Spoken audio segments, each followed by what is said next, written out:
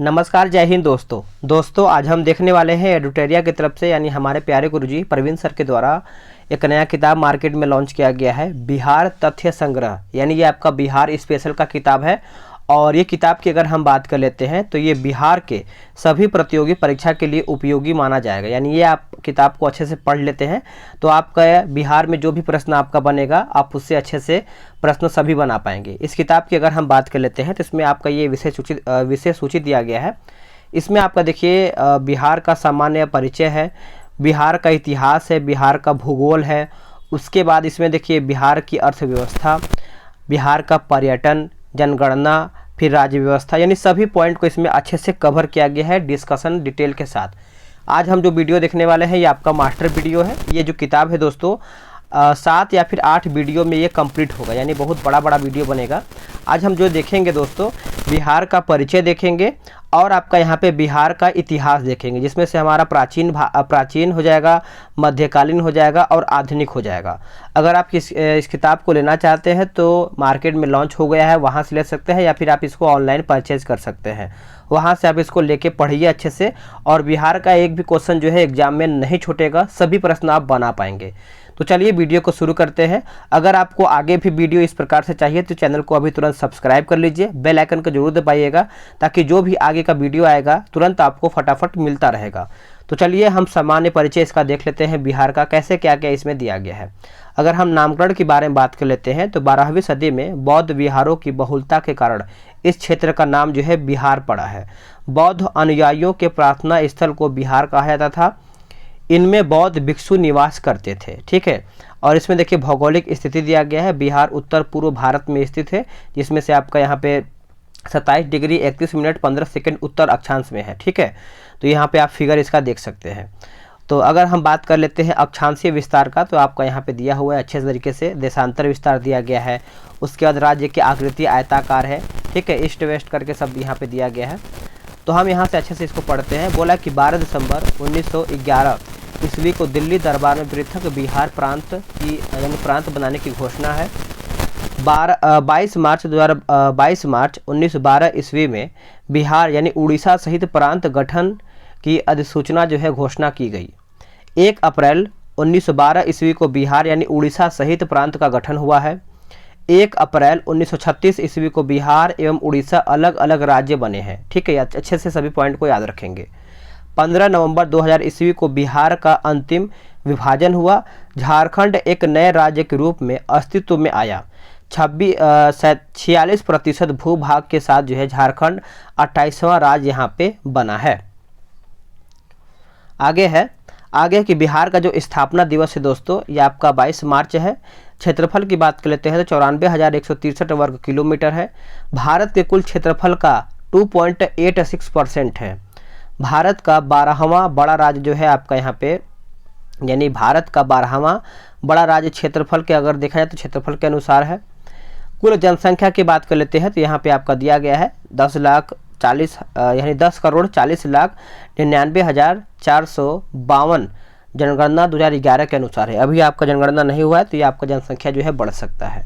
भारत के कुल जनसंख्या की बात कर लेते हैं तो आपका 8.60% भारत का तीसरा बड़ा राज्य जो है जनसंख्या के अनुसार में है। लंबाई में अगर हम बात कर लेते हैं उत्तर से दक्षिण तो ये आपका 345 किलोमीटर है। चौड़ाई की बात कर लेते हैं पूरब से पश्चिम तो 483 किलोमीटर है। समुद्र तल से ऊंचाई जो है इसका 163 फीट और मीटर में बात कर लेते हैं तो 53 मीटर है। औसत वर्षा आपका है 112 सेंटीमीटर, ठीक है। प्रशासनिक विभाजन की बात कर लेते हैं तो प्रमंडल इसमें 9 दिया गया है।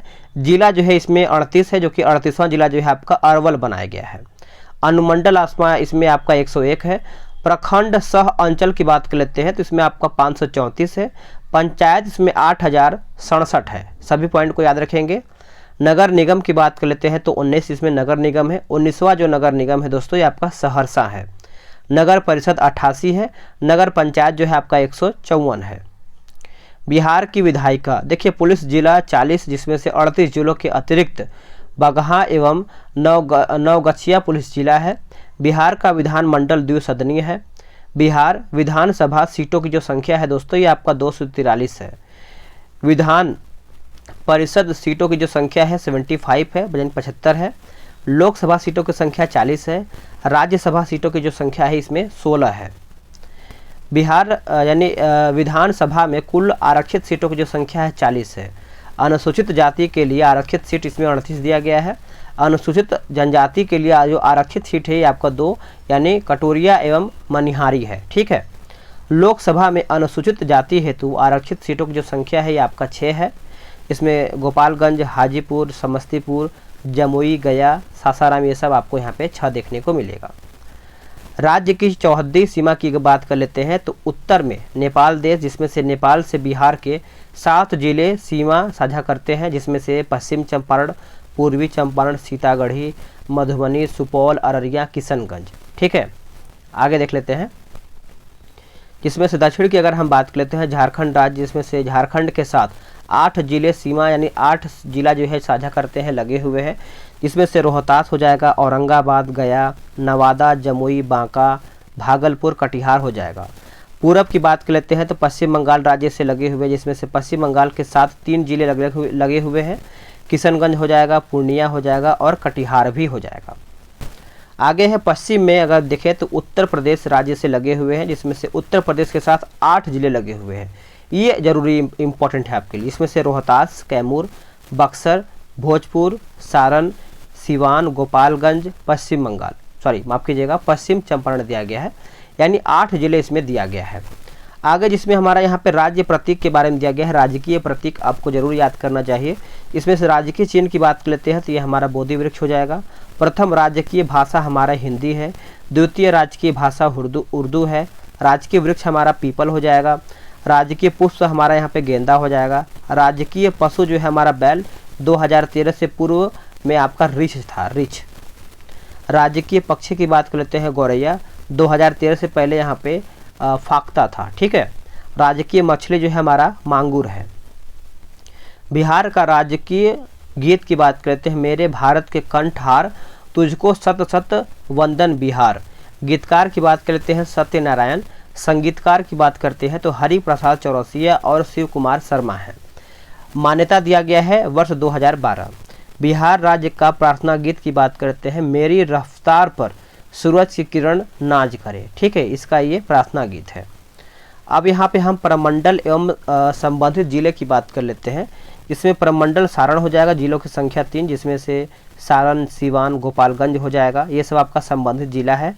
और तिरहुत की बात कर लेते हैं तो आपका यहाँ पे 6 संबंधित जिला है, जिसमें से पश्चिम चंपारण, पूर्वी चंपारण, मुजफ्फरपुर, वैशाली, सीतामढ़ी और शिवहर हो जाएगा। दरभंगा से 3 हो जाएगा, मधुबनी, दरभंगा और समस्तीपुर हो जाएगा। कोसी की बात कर लेते हैं तो 3 जिला हो जाएगा, सहरसा, सुपौल, मधेपुरा। पूर्णिया से आपका यहाँ पे 4, अररिया, किशनगंज, पूर्णिया और कटिहार हो जाएगा। पटना से आपका यहाँ पे 6 हो जाएगा, पटना, नालंदा, भोजपुर, बक्सर, कैमूर, रोहतास हो जाएगा। मगध से 5 हो जाएगा, जिसमें से गया, औरंगाबाद, नवादा, जहानाबाद, अरवल। ठीक है। मुंगेर से आपका 6 हो जाएगा, मुंगेर, जमुई, लखीसराय, शेखपुरा, बेंगलुरु और खगड़िया। और भागलपुर की बात कर लेते हैं 2, जिसमें से भागलपुर और बांका हो जाएगा। सभी पॉइंट को अच्छे से याद रखेंगे।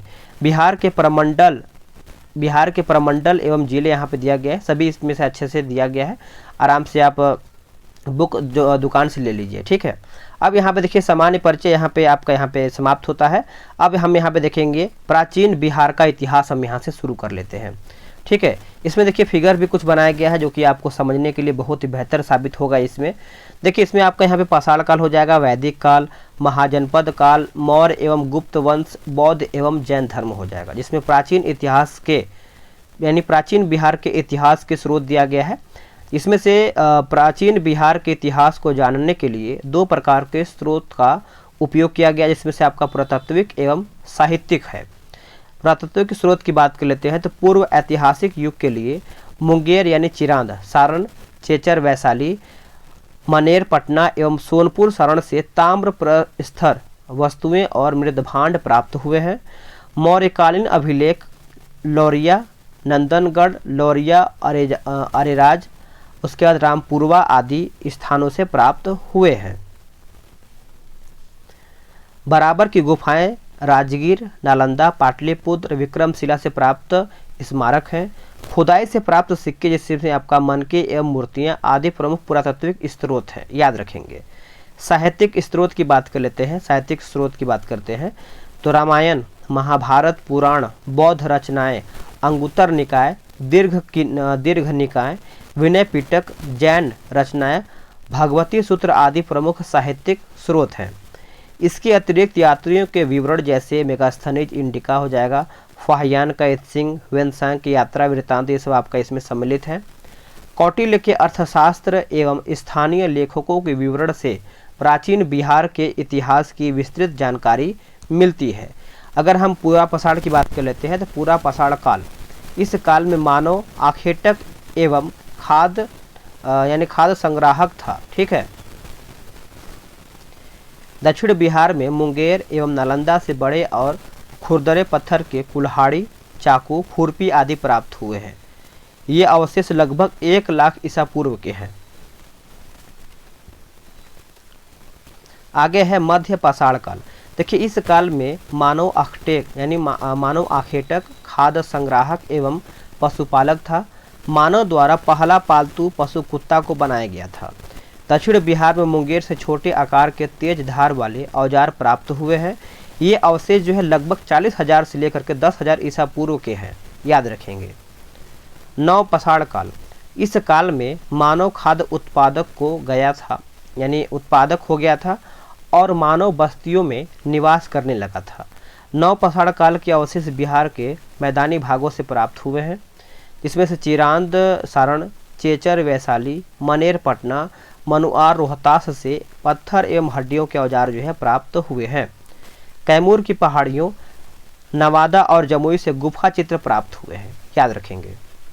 यह अवशेष जो है लगभग 2500 ईसा पूर्व के हैं। ताम्र पाषाण काल, देखिए चिरांद, सोनपुर, तराडीह, चेचर, मनेर, सनुआर आदि से ताम्र पाषाण काल के अवशेष जो है मिले हैं। इस काल में पत्थर के औजार के अतिरिक्त ताम्र उपयोग के प्रमाण जो है मिले हैं। ये अवशेष लगभग 1000 ईसा पूर्व के हैं। वैदिक काल, देखिए आर्यों द्वारा स्थापित सभ्यता को वैदिक सभ्यता कहा गया क्योंकि इस सभ्यता का इतिहास वेदों पर आधारित है। वैदिक सभ्यता के 2 वर्गों में विभाजित किया गया है, जिसमें से पूर्व वैदिक काल 1500 से 1000 ईसा पूर्व तक है। उत्तर वैदिक काल 1000 से लेकर के 600 ईसा पूर्व तक माना गया है। पूर्व वैदिक ऋग्वैदिक सभ्यता का विस्तार बिहार के क्षेत्र में नहीं था। उत्तर वैदिक काल में आर्यों का विस्तार जो है गंडक नदी के तट पर बिहार के क्षेत्र में हुआ है। पॉइंट को नोट करेंगे। आगे है बिहार के भौगोलिक क्षेत्र की प्रथम चर्चा शतपथ ब्राह्मण लगभग 800 ईसा पूर्व की रचना में मिलती है। इसमें बिहार की चर्चा विदेह के रूप में की गई है, जो तिरहुत मिथिला क्षेत्र को दर्शाता है। ऋग्वेद में बिहार को कीकट एवं वात्य शब्द से संबोधित किया गया है। वाराह पुराण में कीकट को अपवित्र प्रदेश जो है कहा गया है। महाजनपद काल, देखिए 6ठी शताब्दी ईसा पूर्व में अंगुत्तर निकाय एवं भगवती सूत्र से 16 महाजनपद की जानकारी मिलती है, जिसमें से 16 महाजनपद में 3 महाजनपद का विस्तार जो है क्षेत्र जो है बिहार में था। इसमें सुवज्जी यानी लिच्छवी की बात कर लेते हैं तो वैशाली मुजफ्फरपुर क्षेत्र हो जाएगा। मगध का पटना, गया, नालंदा क्षेत्र हो जाएगा। अंग का आपका भागलपुर, मुंगेर क्षेत्र हो जाएगा। अगर हम वज्जी संघ महाजनपद की बात करते हैं तो इसमें से आपका वज्जी संघ 8 राज्यों का संघ, जिसमें से अठकुल था, वज्जी, लिच्छवी, जाकृत, विदेह, उग्र, भोग, कुरु तथा इछावकु इस संघ के 8 जनपद थे। वज्जी संघ में सबसे प्रसिद्ध लिच्छवी जनपद था। लिच्छवी की जो राजधानी थी दोस्तों यह वैशाली थी। वैशाली नगर की जो स्थापना है राजा विशाल ने किया था। ये पॉइंट आप अच्छे से याद रखेंगे, राजा विशाल ने किया था। लिच्छवी के अतिरिक्त मिथिला के विदेह तथा कुंडल ग्राम के ज्ञात्रिक वज्जी संघ के प्रमुख जनपद थे। वज्जी संघ लिच्छवी को विश्व के प्रथम गणतंत्र की संज्ञा जो है दी जाती है। मगध महाजनपद की बात कर लेते हैं तो मगध राजनीतिक, आर्थिक एवं भौगोलिक कारण से सभी महाजनपदों में सबसे अधिक शक्तिशाली था। मगध की प्रारंभिक राजधानी गिरिब्रज या फिर राजगृह थी। यह 5 पहाड़ियों से घिरा नगर था। मगध का विस्तार मुख्यतः पटना से गया क्षेत्र में था। ये पॉइंट को याद रखेंगे। मगध एवं अंग महाजनपद का वर्णन जो है सर्वप्रथम अथर्ववेद में मिलता है। अब देखते हैं अंग महाजनपद। अंग महाजनपद को आप अच्छे से याद रखेंगे। देखिए, अंग महाजनपद का विस्तार जो है भागलपुर एवं मुंगेर के क्षेत्र में था। अंग महाजनपद की राजधानी जो है चंपा थी। अंग के अंतिम शासक ब्रह्मदत्त को हरा करके मगध शासक बिंबिसार ने अंग को मगध में मिला लिया। मगध का उत्कर्ष एवं उसके राजवंश। देखिए, मगध की स्थापना वीरभद्रथ ने किया था। वीरभद्रथ का पुत्र जो है जरासंध इस वंश का सबसे प्रसिद्ध शासक था। जरासंध को भीम ने द्वंद्व युद्ध में पराजित कर उसका वध किया था। इसका वर्णन महाभारत में मिलता है। मगध की प्रारंभिक राजधानी राजगिरी 5 पहाड़ियों से घिरा एवं सुरक्षित क्षेत्र था। मगध उर्वर भूमि, नदियों की उपलब्धता, खनिज एवं वन संसाधन की उपलब्धता के कारण जो है आर्थिक रूप से संपन्न क्षेत्र था। बृहद्रथ वंश का अंतिम शासक जो था दोस्तों आपका यानी रिपुंजय था। याद रखेंगे, रिपुंजय। अब हम बात कर लेंगे हर्यक वंश, जो कि 544 से 412 ईसा पूर्व तक था। हम इसको देखते हैं। देखिए, इस वंश की स्थापना बिंबिसार ने 544 ईसा पूर्व में की। बिंबिसार को मगध का वास्तविक संस्थापक जो है माना जाता है। बिंबिसार ने विवाह नीति द्वारा साम्राज्य विस्तार को प्रश्रय दिया। उसकी पहली पत्नी कौशल देवी कौशल की राजकुमारी थी। इस विवाह से उसे दहेज में काशी का क्षेत्र जो है प्राप्त हुआ। उसकी दूसरी पत्नी चेलहना यानी चेलना थी। चेलहना लिच्छवी के राजा चेतक की पुत्री थी। नोट करेंगे आप सभी लोग। उसकी तीसरी पत्नी क्षेमा पंजाब के मद्र की राजकुमारी थी। बिंबिसार ने अवंती के शासक चंड प्रघोत के साथ जो है मैत्रीय संबंध बनाया। बिंबिसार ने चंड प्रघोत के उपचार के लिए अपने राजवैद्य जीवक को भेजा था। बिंबिसार की जो हत्या है दोस्तों 492 ईसा पूर्व में उसके पुत्र अजातशत्रु ने कर दिया। अजातशत्रु जो था दोस्तों 492 से 460 ईसा पूर्व बिंबिसार के बाद हर्यक वंश का शासक बना और उसका वास्तविक नाम था कुणिक। याद रखेंगे, उसका वास्तविक नाम अजातशत्रु का कुणिक था। बिंबिसार एवं कौशल देवी की मृत्यु के बाद कौशल के राजा प्रसेनजीत ने काशी वापस ले लिया, जिस कारण प्रसेनजीत का संघर्ष अजातशत्रु से हुआ। अंततः अजातशत्रु ने प्रसेनजीत को पराजित कर काशी पर अधिकार भी कर लिया। बाद में अजातशत्रु का विवाह जो है प्रसेनजीत की पुत्री वजीरा से हो गया था। अजातशत्रु ने वज्जी संघ एवं मल्लों को पराजित भी किया। अजातशत्रु प्रारंभ में जैन धर्म को मानता था। बाद में उसने बौद्ध धर्म को अपना लिया। बाद में बौद्ध धर्म को अपनाया था, पहले जैन धर्म को मानता था। अजातशत्रु ने 483 ईसा पूर्व में राजगिरी की सप्तपर्णी गुफा में प्रथम बौद्ध संगीति का आयोजन जो है करवाया। सिंहल अनुश्रुति के अनुसार 460 ईसा पूर्व में उदयन ने अपने पिता अजातशत्रु की हत्या कर दी। उदयन या उदयन ने अपनी राजधानी राजगिरी से पाटलिपुत्र यानी गंगा, सोन एवं गंडक के संगम तट पर स्थानांतरित किया। उदयन के 3 पुत्र जिसमें से आपका अनिरुद्ध, मुंडक एवं नागदशक थे। नागदशक इस वंश का अंतिम शासक था। इस पॉइंट को याद रखेंगे। शिशुनाग वंश यह आपका 412 से 344 ईसा पूर्व तक था। शिशुनाग ने हर्यक वंश की जगह शिशुनाग वंश की स्थापना किया। शिशुनाग ने वैशाली को राजधानी बनाया था। शिशुनाग ने अवंती के राजा अवंतीवर्धन को पराजित कर अवंती को मगध में मिला लिया। इसके अतिरिक्त शिशुनाग ने वर्ष एवं कौशाम्बी को भी मगध में शामिल कर लिया था। 394 ईसा पूर्व में शिशुनाग की मृत्यु के बाद कालाशोक मगध का शासक बना। पुराणों में उसे काकवर्ण कहा गया है। कालाशोक के समय मगध की जो राजधानी थी पुनः पाटलिपुत्र हो गई थी। कालाशोक ने 383 ईसा पूर्व में वैशाली में द्वितीय बौद्ध संगीति का आयोजन कराया था। याद रखेंगे, जो दूसरा था आपका इसी का बौद्ध संगीति आयोजन कराया था। कालाशोक की मृत्यु के बाद उसके 10 पुत्रों ने शासन चलाया। शिशुनाग वंश का जो अंतिम शासक था ये आपका नंदीवर्धन था। याद रखेंगे, नंदीवर्धन। अब हम बात कर लेते हैं नंदवर्धन, जो कि 344 से लेकर के 321 ईसा पूर्व तक इसका शासनकाल था। महापद्म नंद ने 344 ईसा पूर्व में शिशुनाग वंश को समाप्त कर नंद वंश की स्थापना किया। महापद्म नंद ने एकराट अथवा एकक्ष की उपाधि जो है धारण किया। पाली ग्रंथों में महापद्म नंद को उग्रसेन कहा गया है। पुराणों में उसे परशुराम का दूसरा अवतार जो है बताया गया है। महापद्म नंद ने पांचाल, इच्छावकु, काशी, अस्मक, कलिंग, मैथिल आदि राज्य को पराजित कर मगध साम्राज्य का विस्तार किया। अब तक 321 ईसा पूर्व तक के काल में मगध का सर्वाधिक विस्तार जो है महापद्म नंद के समय हुआ था।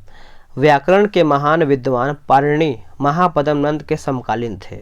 इस वंश का अंतिम शासक घनानंद हुआ। घनानंद के समय ही यूनानी शासक सिकंदर ने भारत पर आक्रमण 324 ईसा पूर्व में किया था। नंद वंश आर्थिक एवं सैन्य रूप से काफी संपन्न था। मगध की सैन्य शक्ति के डर से ही सिकंदर की सेना ने व्यास नदी पार करने से इनकार कर दिया था।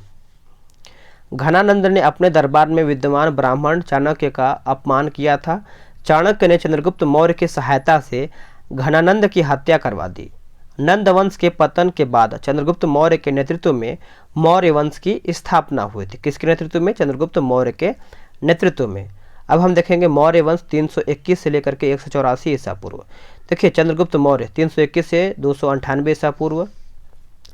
जस्टिन एवं एस्टेबो ने चंद्रगुप्त मौर्य को सेंड्रोकोट्स कहा, जिसकी पुष्टि जो है विलियम जोन्स ने भी की। प्लूटार्क एवं एरियन ने चंद्रगुप्त मौर्य को एंडोकोटस के रूप में चिन्हित किया। चंद्रगुप्त मौर्य के गुरु चाणक्य यानी कौटिल्य थे। उन्हीं के सहायता से चंद्रगुप्त मौर्य ने 321 ईसा पूर्व में मौर्य वंश की स्थापना किया। चंद्रगुप्त मौर्य ने 305 ईसा पूर्व में सिकंदर के उत्तराधिकारी सेल्यूकस निकेटर के साथ युद्ध किया।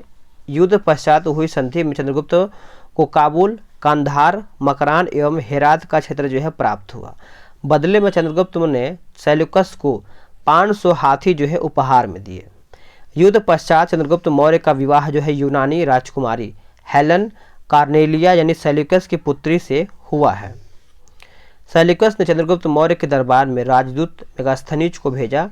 मेगास्थनीज ने इंडिका की रचना किया। ठीक है, याद रखेंगे। चंद्रगुप्त मौर्य के साम्राज्य का विस्तार उत्तर में हिंदू कुश पर्वत ईरान तक, दक्षिण में कर्नाटक तक तथा पश्चिम में सौराष्ट्र तक विस्तृत था। चंद्रगुप्त मौर्य के शासन के अंतिम वर्षों में मगध में 12 वर्षों का भीषण अकाल पड़ा। चंद्रगुप्त मौर्य अपनी राजगद्दी त्याग कर श्रवणबेलगोला यानी कर्नाटक में चंद्रगिरी पर्वत पर तपस्या करने लगा। चंद्रगुप्त मौर्य जैन धर्म को मानता था। 298 ईसा पूर्व में उसने जैन उपवास पद्धति यानी संलेखना द्वारा अपने प्राण जो है त्याग दिए। सभी पॉइंट को आप अच्छे से याद रखेंगे। अब हम देखेंगे बिंदुसार 298 से लेकर के 273 ईसा पूर्व। देखिए बिंदुसार चंद्रगुप्त मौर्य का उत्तराधिकारी था। उसे अमित्रघात, सिंहसेन आदि नाम भी दिया गया था। स्ट्रेबो के अनुसार सीरिया के राजा एंटियोकस ने डायमेकस नामक राजदूत को बिंदुसार के दरबार में भेजा था। बिंदुसार के दरबार में मिस्र के राजा जो कि टॉलमी फिलाडेल्फस ने डायनोसियस नामक राजदूत भेजा था। बिंदुसार ने तक्षशिला में हुए विद्रोह को दबाने के लिए अपने पुत्र यानी अशोक को भेजा था। बिंदुसार आजीवक संप्रदाय का अनुयायी था। अशोक 269 से 232 ईसा पूर्व तक इसका शासनकाल था। देखिए बिंदुसार की मृत्यु के 4 वर्ष के बाद अशोक मौर्य वंश की राजगद्दी या फिर गद्दी पर बैठा। इससे पूर्व वह उज्जैन का राज्यपाल था। पुराणों में अशोक को अशोक वर्धन कहा गया है। मास्की एवं गुर्जरा के अभिलेख में उसे अशोक कहा गया है। सिंघल अनुश्रियों बौद्ध ग्रंथ के अनुसार अशोक ने अपने 99 भाइयों की हत्या कर गद्दी प्राप्त किया। हालांकि अन्य स्रोतों से इसकी पुष्टि जो है नहीं होती है। अशोक ने अपने शासन के 90वें वर्ष में कलिंग युद्ध यानी 261 ईसा पूर्व में हुआ 261 ईसा पूर्व में किया तथा कलिंग को मगध में सम्मिलित किया था। इसको आप अच्छे से याद रखेंगे। अशोक के 13वें शिलालेख में कलिंग युद्ध का वर्णन किया गया है या फिर वर्णन है। कलिंग युद्ध के बाद अशोक ने बौद्ध धर्म को अपनाया। उससे पूर्व वह शैव धर्म को मानता था। यानी इसके पहले क्या है कि शैव धर्म को मानता था, फिर बाद में बौद्ध धर्म को अशोक ने अपनाया। आगे है दिव्यावदान के अनुसार उपगुप्त ने अशोक को बौद्ध धर्म की दीक्षा दी। अशोक के शासन के महत्वपूर्ण कुछ वर्ष इसमें दिया गया, जिसमें से 9वें वर्ष में कलिंग युद्ध, 10वें वर्ष में बोधगया की यात्रा, 12वें में निगाली सागर की यात्रा, 13वें वर्ष में धम्म का शिलालेख में अंकन, 14वें वर्ष में धम्म महामात्रों की नियुक्ति, 20वें वर्ष में लुम्बिनी की यात्रा अशोक ने कर घटा करके 1/8 कर दिया। ठीक है, चलिए आगे देख लेते हैं कि अशोक ने बौद्ध धर्म के प्रचार के लिए अपने पुत्र महेंद्र एवं पुत्री संघमित्रा को श्रीलंका भेजा। अशोक ने तीसरी बौद्ध संगीति का आयोजन जो है पाटलिपुत्र में करवाया। इसको याद रखेंगे। अशोक ने लगभग 37 वर्ष तक शासन किया। उसकी मृत्यु जो है 332 ईसा पूर्व में हो गई। अशोक के बाद उसके 10 उत्तराधिकारियों ने शासन किया। ये उत्तराधिकारी जो थे इसमें से कुणाल थे और बंधुपालित, इंद्रपालित, दसोन, दशरथ, संप्रति, उसके बाद शालिशुक, देवार्धन, सतधनुष एवं बृहद्रथ थे। ठीक है, मौर्य वंश का जो अंतिम शासक था वो आपका बृहद्रथ था। मौर्य वंश का शासनकाल 137 वर्षों का था। अब यहाँ पे देखेंगे बौद्ध धर्म एवं जैन धर्म। बौद्ध धर्म को पहले देखेंगे। देखिए, बौद्ध धर्म के संस्थापक जो थे आपके गौतम बुद्ध थे। उनका जन्म 563 ईसा पूर्व में लुम्बिनी यानी नेपाल में हुआ था। उन्हें सांक्य मुनि एवं लाइट ऑफ एशिया यानी एशिया का ज्योतिपुंज के नाम से भी जाना जाता है। उनके बचपन का नाम सिद्धार्थ था। क्या था? सिद्धार्थ। उनके पिता का नाम सुधोधन था। उनकी माता का नाम महामाया देवी था। सौतेली माँ या फिर मौसी का नाम प्रजापति गौतमी था। याद रखेंगे। उनकी पत्नी का नाम यशोधरा यानी 16 वर्ष की आयु में विवाह था। उनके पुत्र का नाम जो था दोस्तों राहुल था। बुद्ध ने 4 दृश्य देखे, जिसमें से बूढ़ा व्यक्ति, बीमार व्यक्ति, एक शव और एक सन्यासी को देखे थे। उन्होंने 29 वर्ष की आयु में गृह त्याग कर सन्यास को अपना लिया। 6 वर्षों की तपस्या के बाद 35 वर्ष की आयु में उन्हें ज्ञान की प्राप्ति हुई। उसके बाद उन्हें तथागत एवं बुद्ध कहा गया। उन्हें ज्ञान की प्राप्ति वैशाली पूर्णिमा को पीपल वृक्ष के नीचे निरंजना फल्गु नदी के तट पर बोधगया में हुआ है। बौद्ध धर्म के कुछ 4 आर्य सत्य, जिसमें आपका दुख संसार दुखमय है, दुख समुदाय, दुख का कारण तृष्णा है, दुख निरोध की बात कर लेते हैं। दुख निवारण हेतु तृष्णा पर विजय आवश्यक है। दुख निरोध मार्ग, दुख निवारण हेतु अष्टांगिक मार्ग जो है आवश्यक है। बौद्ध धर्म का अष्टांगिक मार्ग, इसमें से आपका सम्यक दृष्टि, सम्यक संकल्प, सम्यक वाक, सम्यक कर्म, उसके बाद सम्यक आजीव, सम्यक व्यायाम, सम्यक स्मृति, सम्यक यहाँ पे समाधि हो जाएगा। देखिए, बौद्ध धर्म के त्रिरत्न थे, जिसमें से बुद्ध, धम्म, संघ हो जाएंगे। बुद्ध ने किस मार्ग का प्रतिपादन किया था? तो आपका मध्यम मार्ग हो जाएगा। बुद्ध ने अपने उपदेश किस भाषा में दिए थे? तो पाली भाषा में। बुद्ध ने अपना पहला उपदेश सारनाथ में दिया था। इस पॉइंट को याद रखेंगे। बुद्ध ने सर्वाधिक उपदेश कौशल की राजधानी श्रावस्ती में दिया था। ये बहुत ज़्यादा इंपॉर्टेंट है। बुद्ध की मृत्यु जो है 483 ईसा पूर्व में कुशीनगर यानी मल्ल में 80 वर्ष की आयु में हुआ है। बुद्ध के प्रथम गुरु अलार कलाम वैशाली तथा द्वितीय गुरु थे आपके रुद्रक रामपुत्र राजगृह थे। बौद्ध धर्म के 10 शील या फिर आचरण, जिसमें से सत्य, अहिंसा, अस्तेय, अपरिग्रहण, ब्रह्मचर्य, नृत्य गायन का त्याग, उसके बाद असमय भोजन का त्याग, कोमल शय का त्याग, श्रृंगार प्रसाधनों का त्याग, मद सेवन नहीं करना है। ये सब आपका यहाँ पे दिया गया है। बुद्ध के जीवन के घटनाक्रम एवं उनके प्रतीक, जिसमें से जन्म की बात कर लेते हैं तो कमल हो जाएगा। ये सब उनका प्रतीक माना जाता है। यौवन का सांड हो जाएगा। महाभिष्किनिवर यानी गृह त्याग की बात कर लेते हैं तो घोड़ा। संबोधि यानी ज्ञान प्राप्ति, पीपल या फिर बोधि वृक्ष बोलते हैं। महापरिनिर्वाण यानी मृत्यु आपका पलचिन्ह यानी स्तूप। और धर्म चक्र परिवर्तन प्रथम उपदेश आपका यहाँ पे चक्र हो जाएगा। आगे है क्या है कि बौद्ध धर्म की चौथी बौद्ध संगीति के उपरांत 2 भागों में विभाजित हो गया था, जिसमें से हीनयान परिवर्तन विरोधी, महायान परिवर्तन समर्थक। इसमें से 8वीं सदी में बौद्ध धर्म के आडंबर वाले शाखा ब्रजयान का विकास हुआ। बौद्ध धर्म के त्रिपिटक की बात कर लेते हैं, जिसमें सुत्त पिटक बुद्ध के उपदेशों का संग्रह, जिसमें सबसे वृहद पिटक जिसका संकलन जो है आनंद ने किया। विनय पिटक, संघ के नियमों का संकलन, सबसे लघुतम पिटक जिसका संकलन जो है उपाली ने किया। अभिधम पिटक की बात कर लेते हैं, बुद्ध के दार्शनिक विचारों का संकलन, इस पिटक का संकलन मोगलीपुत्र तीस ने किया, याद रखेंगे। बौद्ध संगीति, इसमें से सभा के बारे में हम पढ़ लेते हैं, जिसमें से हमारा 4 बौद्ध संगीति हुआ था। इसमें प्रथम की बात करें 483 ईसा पूर्व, स्थान आपका राजगिरी है। शासक अजातशत्रु, अध्यक्ष की बात कर लेते हैं तो महाकश्यप। विशेषता क्या है कि सूत्र पिटक विनय पिटक की रचना, पहला मतलब संगीति में। दूसरा संगीति 383 ईसा पूर्व में हुआ है, स्थान वैशाली में। शासक उस टाइम था आपका कालाशोक, अध्यक्ष आपका था सबाकामी। और विशेषता है कि महासंघीय एवं अस्थवीर के रूप में विभाजन।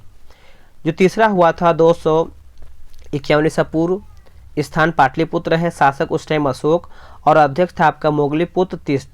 और विशेषता है आपका अधिधम पिटक का संकलन, ठीक है। और चतुर्थ की बात कर लेते हैं तो उस टाइम इसी यानी प्रथम शताब्दी हो जाएगा, कुंडल वन कश्मीर। और शासक उस टाइम कनिष्क था, कनिष्क। और अध्यक्ष था आपका वसुमित्र अशोघोष। और विशेषता था आपका महायान एवं हीनयान में विभाजन, ठीक है। आगे है कि बौद्ध धर्म का परम लक्ष्य निर्वाण की प्राप्ति बुद्ध के पुनर्जन्म की कथा जातक कथा में मिलती है। चैत्य की बात करते हैं तो बौद्ध धर्म का पूजा घर, स्तूप, बौद्ध धर्म के पवित्र अवशेषों का संग्रहण स्थल। विहार की बात करते हैं, बौद्ध भिक्षुओं का निवास स्थान विहार है।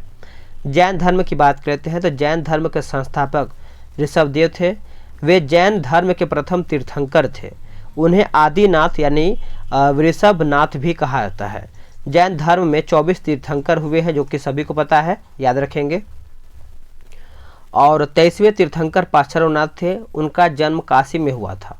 उनके पिता अश्वसेन काशी के राजा थे। उन्हें ज्ञान की प्राप्ति जो है सम्मेद पर्वत पर हुई थी। उन्होंने 4 महाव्रत की शिक्षा दी, जिसमें से सत्य, अहिंसा, अस्तेय और अपरिग्रह, ठीक है। इसमें स्वामी महावीर स्वामी की बात कर लेते हैं तो जैन धर्म के 24वें तीर्थंकर थे। महावीर स्वामी को जैन धर्म का वास्तविक संस्थापक माना जाता है। उनका जन्म जो है 540 ईसा पूर्व में, कुछ जगह बोला जाता है 499 ईसा पूर्व माना गया है। वे मतलब कुंडल ग्राम वैशाली में हुआ था उनका जन्म। उनके पिता का नाम सिद्धार्थ जात्रक कुल के प्रधान थे। उनकी माता त्रिशला लिच्छवी गणराज्य की राजकुमारी थी। उनकी पत्नी का नाम यशोदा था। उनकी पुत्री का नाम जो है प्रियदर्शिनी यानी अनोजा भी था। उनके दामाद या फिर जमाता भी बोलते हैं उनको, जमाली या फिर जमाली थे। उन्होंने 30 वर्ष की आयु में गृह त्याग किया। 12 वर्षों के कठोर तप के बाद 42 वर्ष की आयु में उन्हें केवल यानी ज्ञान की प्राप्ति जृंभिक ग्राम ऋजुपालिका नदी के तट पर साल वृक्ष के नीचे हुआ है। साल वृक्ष, और गौतम बुद्ध की बात कर लेते हैं तो पीपल का वृक्ष हो जाएगा।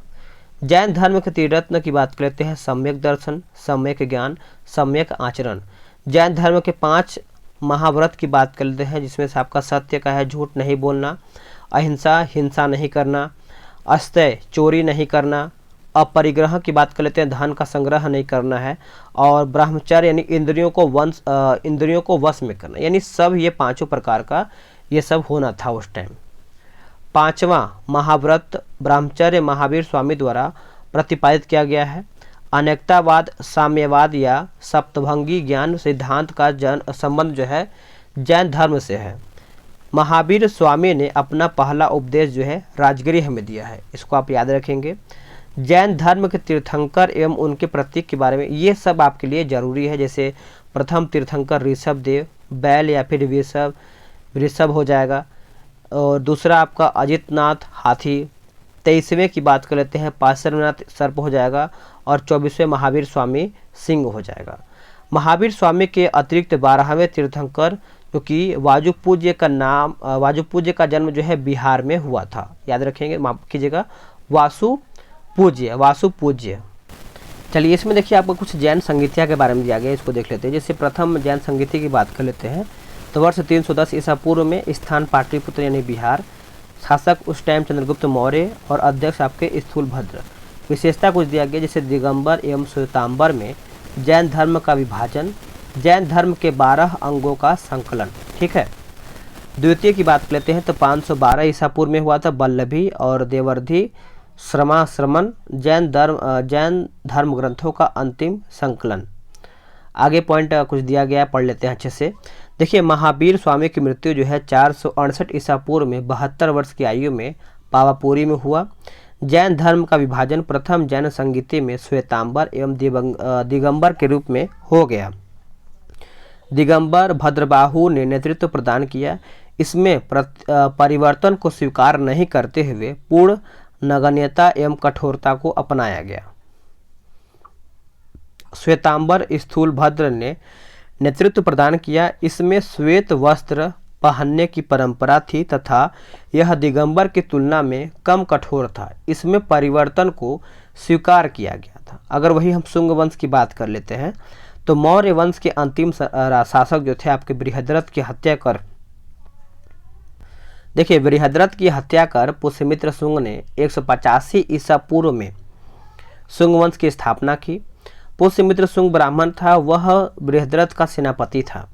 पुष्यमित्र ने सेनानी की उपाधि ली थी। उसने यवनों के आक्रमण को विफल किया था। पुष्यमित्र ने 2 अश्वमेध यज्ञ करवाए। इसमें रोहिणी पतंजलि थे। पुष्यमित्र की मृत्यु के बाद उसका पुत्र अग्निमित्र 148 ईसा पूर्व में राजा बना। कालिदास के नाटक मालविकाग्निमित्र में अग्निमित्र एवं मालविका का वर्णन है। इस वंश का अंतिम शासक जो था आपका देवभूति था। कर्ण वंश के देख लेते हैं। कर्ण वंश, जैसे कर्ण वंश की स्थापना जो है वसुमित्र ने देवभूति की हत्या कर वसुमित्र शुंगों के अमात्य यानी मंत्री थे। कर्ण वंश भी ब्राह्मण वंश का था। इस वंश का जो अंतिम शासक था आपका सुशर्मा था। सातवाहन वंश के संस्थापक सिमुक ने सुशर्मा की हत्या कर कर्ण वंश का अंत कर दिया था। कुषाण वंश। देखिए, भारत आने वाला विदेशियों में कुषाण सबसे अंतिम थे। विदेशियों के आने का क्रम हिंदू, यूनानी, शक, पहलव, कुषाण हो जाएगा। कुषाण चीन के यूची यानी तोखरी जाति से संबंधित है। कुषाण वंश के संस्थापक कुजुल कटविशेष थे। इस वंश का सबसे प्रमुख शासक जो था आपका कनिष्क था। कुषाण वंश की राजधानी पुरुषपुर या फिर पेशावर एवं मथुरा थी, याद रखेंगे। अश्वघोष जिन्होंने बुद्धचरित की रचना की को कनिष्क के पाटलिपुत्र से विजित किया था। कनिष्क के समय गांधार एवं मथुरा कला का विकास हुआ। कनिष्क ने चौथी बौद्ध संगीति का आयोजन कुंडल वन यानी कश्मीर में करवाया। कनिष्क ने 78 ईस्वी में राजा बनने के अवसर पर शक संवत चलवाया था, इसको याद रखेंगे। कनिष्क के समय सिल्क मार्ग पर कुषाणों का आधिपत्य था। गुप्त वंश की बात कर लेते हैं तो गुप्त वंश की स्थापना जो है श्री गुप्त 240 ईसा पूर्व से लेकर के 280 ईसा पूर्व ने किया था। श्री गुप्त का उत्तराधिकारी घटोत्कच गुप्त 280 से 320 ईसा पूर्व था। वह प्रथम गुप्त शासक था जिसने महाराजा की उपाधि जो है धारण किया था। चंद्रगुप्त प्रथम 320 से 335 ईसा पूर्व। गुप्त वंश का वास्तविक संस्थापक चंद्रगुप्त प्रथम को माना जाता है। उन्होंने 320 ईस्वी में गुप्त सम्यक चलाया।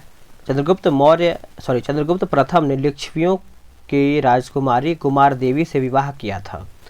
वह प्रथम गुप्त शासक था जिसने महाराजाधिराज की उपाधि जो है धारण किया।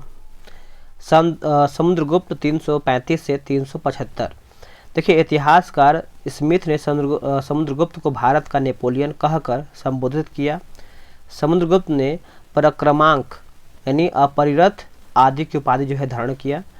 समुद्रगुप्त के अभियानों की चर्चा हरिसेन द्वारा रचित प्रयाग प्रशस्ति से मिलती है। उसने उत्तरापथ के 9 राजाओं तथा दक्षिणापथ के 12 राजाओं को विजित किया था। समुद्रगुप्त को कविराज भी कहा गया है। आगे क्या है देख लेते हैं। आगे है कि समुद्रगुप्त को उसके सिक्के पर वीणा बजाते हुए दिखाया गया है। समुद्रगुप्त का दरबारी कवि कौन था दोस्तों? हरिसेन था। समुद्रगुप्त वैष्णव धर्म को मानता था। समुद्रगुप्त द्वारा अश्वमेध यज्ञ कराने के प्रमाण भी मिलते हैं। समुद्रगुप्त के बाद 375 ईस्वी में रामगुप्त के राजा बनने का साक्ष्य जो है मिला है, लेकिन उसके अयोग्यता होने के कारण चंद्रगुप्त द्वितीय ने उसकी हत्या कर स्वयं को राजा जो है घोषित कर दिया। चंद्रगुप्त द्वितीय 375 से 415 ईस्वी। देखिए, चंद्रगुप्त द्वितीय ने शकों को पराजित कर 379 ईस्वी में विक्रमादित्य की उपाधि जो है धारण किया। चंद्रगुप्त द्वितीय ने देवगुप्त, देवराज, देवश्री आदि की उपाधि भी धारण किया था। चंद्रगुप्त द्वितीय ने ध्रुव देवी एवं कुबेर नाग से विवाह भी किया था। कुबेर नाग से उत्पन्न पुत्री प्रभावती गुप्त का विवाह क्योंकि वाकाटक नरेश रुद्रसेन द्वितीय के साथ हुआ था। आगे है चंद्रगुप्त द्वितीय जो कि 375 से लेकर के 415 ईस्वी। देखिए, चंद्रगुप्त द्वितीय ने शकों को पराजित कर 389 ईस्वी में विक्रमादित्य की जो है उपाधि धारण किया था। चंद्रगुप्त द्वितीय ने देवगुप्त, देवराज, देवश्री आदि की उपाधि जो है धारण किया था। चंद्रगुप्त द्वितीय ने ध्रुव देवी एवं कुबेर नमा से विवाह किया। ठीक है, कुबेर नाग से उत्पन्न पुत्री प्रभावती गुप्त का विवाह वाकाटक नरेश रुद्रसेन द्वितीय से हुआ था। रुद्रसेन की मृत्यु के बाद जो है प्रभावती ने अपने अल्पवयस्क पुत्रों के संरक्षिता के रूप में शासन किया। उस दौरान प्रभावती ने चंद्रगुप्त द्वितीय की सहायता से गुजरात और काठियावाड़ पर विजय जो है प्राप्त किया। आगे है चीनी यात्री फाहियान चंद्रगुप्त द्वितीय के समय भारत आया था। फाहियान भारत में 14 वर्ष यानी 399 से 414 ईस्वी तक रहा था। चंद्रगुप्त द्वितीय को मेहरौली लौह स्तंभ में चंद्र नाम से संबोधित किया है। मेहरौली लौह स्तंभ चंद्रगुप्त द्वितीय का माना जाता है। चंद्रगुप्त द्वितीय ने 9 रत्न थे, जिसमें से कालिदास, धन्वंतरी, अमर सिंह, वरामिहिर, शंकु, बेताल, घटकरपर और छपर्ण भरूची, ये सब आपके लिए जरूरी है। कुमारगुप्त प्रथम की बात करते हैं 415 से लेकर के 455 ईस्वी। देखिए, चंद्रगुप्त द्वितीय एवं ध्रुव देवी का पुत्र कुमारगुप्त प्रथम 415 ईस्वी में शासक बना। नालंदा विश्वविद्यालय की स्थापना कुमारगुप्त के समय में हुआ था। गुप्त काल में नालंदा विश्वविद्यालय शिक्षा का प्रमुख केंद्र था। बाद में यह बौद्ध धर्म के शिक्षा का सबसे प्रमुख केंद्र बना। स्कंदगुप्त 455 ईस्वी से लेकर के 467 ईस्वी। देखिए, मध्य एशिया के बर्बर जाति हूणों का आक्रमण स्कंदगुप्त के समय हुआ। स्कंदगुप्त ने हूणों को पराजित कर भारत से बाहर खदेड़ दिया। इसका वर्णन जो है जूनागढ़ अभिलेख में मिलता है। अभिलेख में हूणों को मल्लेक्ष कहा गया है। इस पॉइंट को याद रखेंगे। आगे है कि स्कंदगुप्त ने चंद्रगुप्त मौर्य द्वारा निर्मित सुदर्शन झील का पुनरुद्धार जो है करवाया था। स्कंदगुप्त ने शक्रादित्य की उपाधि जो है धारण किया।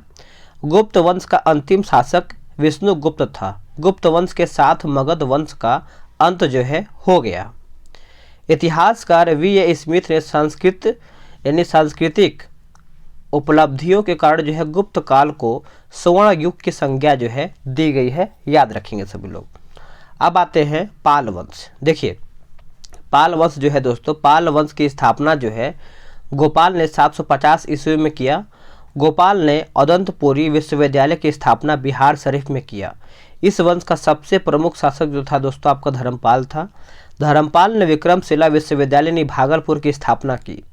सोमपुर महाविहार यानी वर्तमान में बांग्लादेश में है, इसका निर्माण जो है धर्मपाल ने करवाया था।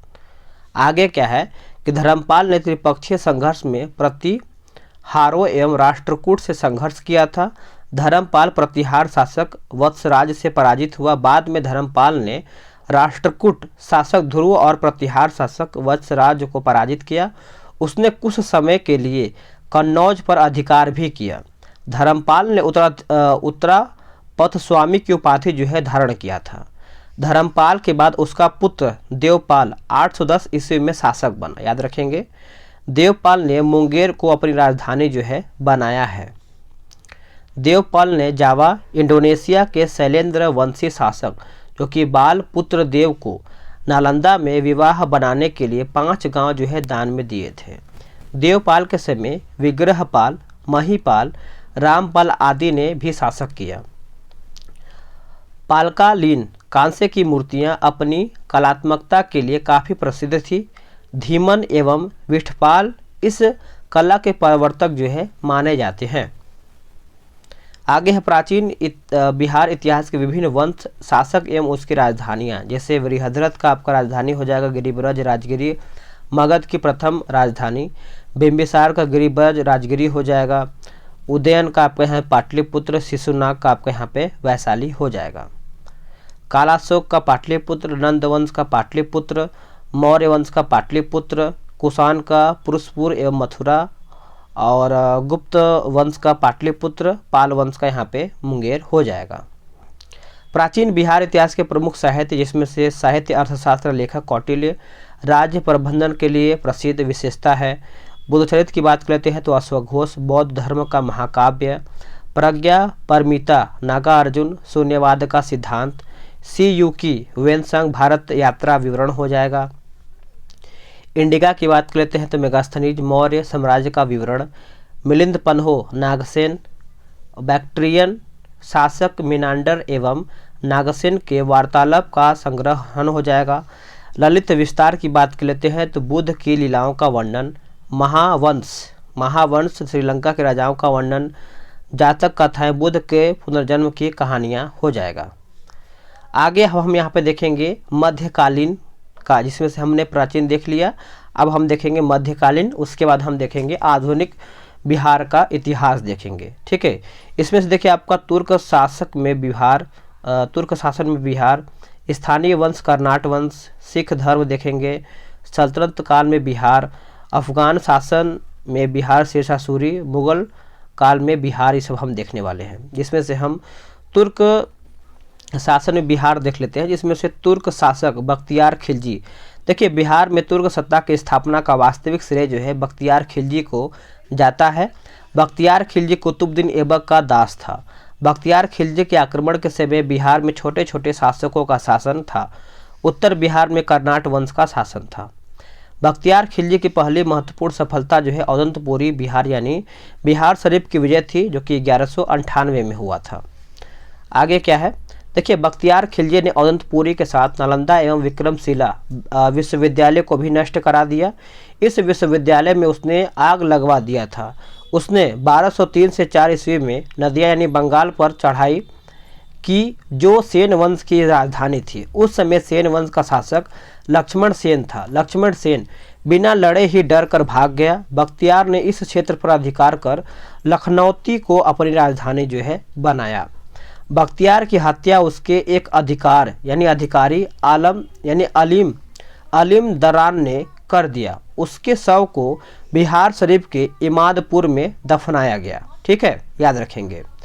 स्थानीय वंश यानी कर्नाट वंश, मिथिला के कर्नाट वंश, जिसमें से पाल वंश के पतन के दौर में तिरहुत मिथिला क्षेत्र में कर्नाट वंश का उदय हुआ। याद रखेंगे सभी लोग। कर्नाट वंश के संस्थापक नान्यदेव थे। कर्नाट वंश की राजधानी सिमरावगढ़ थी, जो वर्तमान में नेपाल में है। बख्तियार खिलजी के बिहार अभियान के समय कर्नाट शासक नरसिंह देव ने उसे नजराना यानी भेंट देकर सहयोग किया था, क्योंकि कर्नाट वंश का सेन वंश से संघर्ष चलता रहता था। कर्नाट वंश का तुर्क सेनापति तुगन ने अभियान की चर्चा तिब्बती धर्मास्वामिन ने की थी। याद रखेंगे सभी लोग। आगे है कि सामान्यतः दिल्ली के सुल्तान के साथ कर्नाट वंश का संबंध नजराना ए भेंट का था, परंतु गयासुद्दीन तुगलक ने अपने बंगाल अभियान 324 से 25 ईस्वी के क्रम में कर्नाट क्षेत्र पर विजय प्राप्त कर लिया। गयासुद्दीन के अभियान के समय कर्नाट वंश का शासक जो था दोस्तों हरि सिंह देव था। हरि सिंह देव 1279 से लेकर के 1335 तक समाज सुधारक भी था। हरि सिंह इस वंश का अंतिम शासक था। उसके समय पंजी प्रबंध का विकास जो है हुआ था। अब हम देखेंगे सल्तनत काल में बिहार। देखिए, दिल्ली के सुल्तान एवं बंगाल शासकों के बीच निरंतर होने वाले संघर्ष में बिहार लंबे समय तक युद्ध का अखाड़ा बना रहा। इल्तुतमिश दिल्ली सल्तनत का प्रथम सुल्तान था जिसने बिहार पर अभियान किया। उसने 1225 ईस्वी में बंगाल एवं बिहार पर अधिकार किया, परंतु यह अधिकार उसके उत्तराधिकारी के समय खत्म हो गया। ठीक है। तुगलक काल में बिहार पर सुल्तानों का वास्तविक नियंत्रण हुआ। 1324 से 25 में गयासुद्दीन तुगलक ने कर्नाट क्षेत्र पर विजय प्राप्त किया। फिरोज शाह तुगलक भी अपने बंगाल अभियान 1359 ईस्वी के समय बिहार आया और पटना और गया से उसके अभिलेख प्राप्त हुए हैं। राजगीर के जैन मंदिर के अभिलेखों में उसके द्वारा अनुदान देने के प्रमाण भी मिले हैं। तुगलक काल में बिहार की राजधानी बिहार शरीफ थी। उस काल में बिहार शरीफ का नगर जो है बौद्ध धर्म का प्रमुख केंद्र था। तुगलक काल में बिहार के प्रशासकों में सबसे महत्वपूर्ण नाम जो था आपका मलिक इब्राहिम का है, जो मलिक बया कहलाते थे। इसका मकबरा जो है बिहार शरीफ में पहाड़ी पर स्थित है, याद रखेंगे। 13वीं शताब्दी में मध्य मिनहाज की रचना तबकाते नासिरी में बिहार का नाम जो है उल्लेख मिलता है। अफगान शासक में बिहार देख लेते हैं। देखिए, सिकंदर लोदी ने 1495-96 में दरिया खान नुहानी को बिहार में प्रशासक राज्यपाल जो है नियुक्त किया। इब्राहिम लोदी की मृत्यु के बाद दरिया खान नुहानी का पुत्र जो है बहार खान नुहानी ने स्वतंत्र सत्ता की घोषणा कर दी। दूसरी ओर अफगान शासक महमूद लोदी बाबर से बचने के लिए बिहार आ गया था। बाबर ने 1529 ईस्वी में घाघरा के युद्ध में बिहार के इन अफगानों को पराजित कर दिया। 1529 में घाघरा युद्ध के बाद बिहार में शेरशाह के नेतृत्व में पुनः अफगानों का उदय हुआ। शेरशाह सूरी के बारे में हम देख लेते हैं। देखिए, शेरशाह सूरी का जन्म जो है 1486 ईस्वी में हुआ। उसके पिता का नाम हसन खां था जो सासाराम के जागीरदार थे। शेरशाह के बचपन का नाम फरीद था, इम्पोर्टेंट है। देखिए, बहार खां नुहानी ने फरीद खां को शेर खां की उपाधि दिया। शेर खां ने नुहानियों के पतन के बाद बहार खां विधवा दुदू बेगम से विवाह कर बिहार क्षेत्र को अपने अधीन कर लिया। शेर खां ने 1534 ईस्वी में सूरजगढ़ की लड़ाई में बंगाल को पराजित कर उस पर अधिकार कर लिया। 1539 ईस्वी में चौसा के युद्ध में हुमायूं को पराजित कर उसने शेरशाह की उपाधि जो है धारण किया। 1540 ईस्वी में कन्नौज यानी बिलग्राम युद्ध में हुमायूं को पराजित कर उसने दिल्ली में सूर्यवंश की स्थापना किया, नोट करेंगे। 1541 ईस्वी में शेरशाह ने पटना का दुर्ग बनवाया तथा इस नगर को बिहार की राजधानी बनवाया। इसका वर्णन जो है अब्दुल्लाह के तारीख़े दाऊदी में मिलता है। शेरशाह ने 1543 ईस्वी में रायसीन यानी 1544 ईस्वी में मारवाड़ विजय किया। 1545 ईस्वी में कालिंजर अभियान में गोला फटने से वह घायल हो गया, उसकी मृत्यु जो है हो गई। आगे हमारा पॉइंट है कि 1541 ईस्वी में शेरशाह ने पटना का दुर्ग बनवाया तथा इस नगर को बिहार की राजधानी बनाया। इसका वर्णन जो है अब्दुल्लाह के तारीख़े दाऊदी में मिलता है। शेरशाह ने 1543 ईस्वी में रायसीन, 1544 ईस्वी में मारवाड़ विजय प्राप्त किया या फिर विजय किया। 1545 ईस्वी में कालिंजर अभियान में गोला फटने से वह घायल हो गया और उसकी जो है मृत्यु हो गई कालिंजर अभियान करते समय। शेरशाह ने अपने जीवन काल में ही सासाराम में इंडो इस्लामिक स्थापत्य कला पर आधारित मकबरा का निर्माण प्रारंभ करवाया। शेरशाह की मृत्यु के बाद जो है उसके पुत्र इस्लाम शाह ने इसे बनवाया था। कृत्रिम झील के मध्य स्थित यह इमारत जो है आकार में अष्टकोणीय है।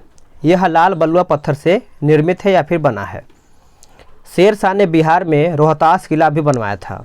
शेरशाह ने जब्ती प्रणाली चलाई जिसमें भूमि की माप के आधार पर लगान निर्धारण किया जाता था। बाद में इसे अकबर ने भी अपनाया। शेरशाह का शासन जो है सुव्यवस्थित शासन प्रणाली के लिए प्रसिद्ध था। उसने संचार व्यवस्था, डाक व्यवस्था, सैन्य व्यवस्था, राजस्व व्यवस्था में व्यापक सुधार जो है किए थे। आगे क्या है, आगे कि शेरशाह के बाद उसका पुत्र जलाल खां इस्लाम शाह की उपाधि के साथ जो है गद्दी पर बैठा।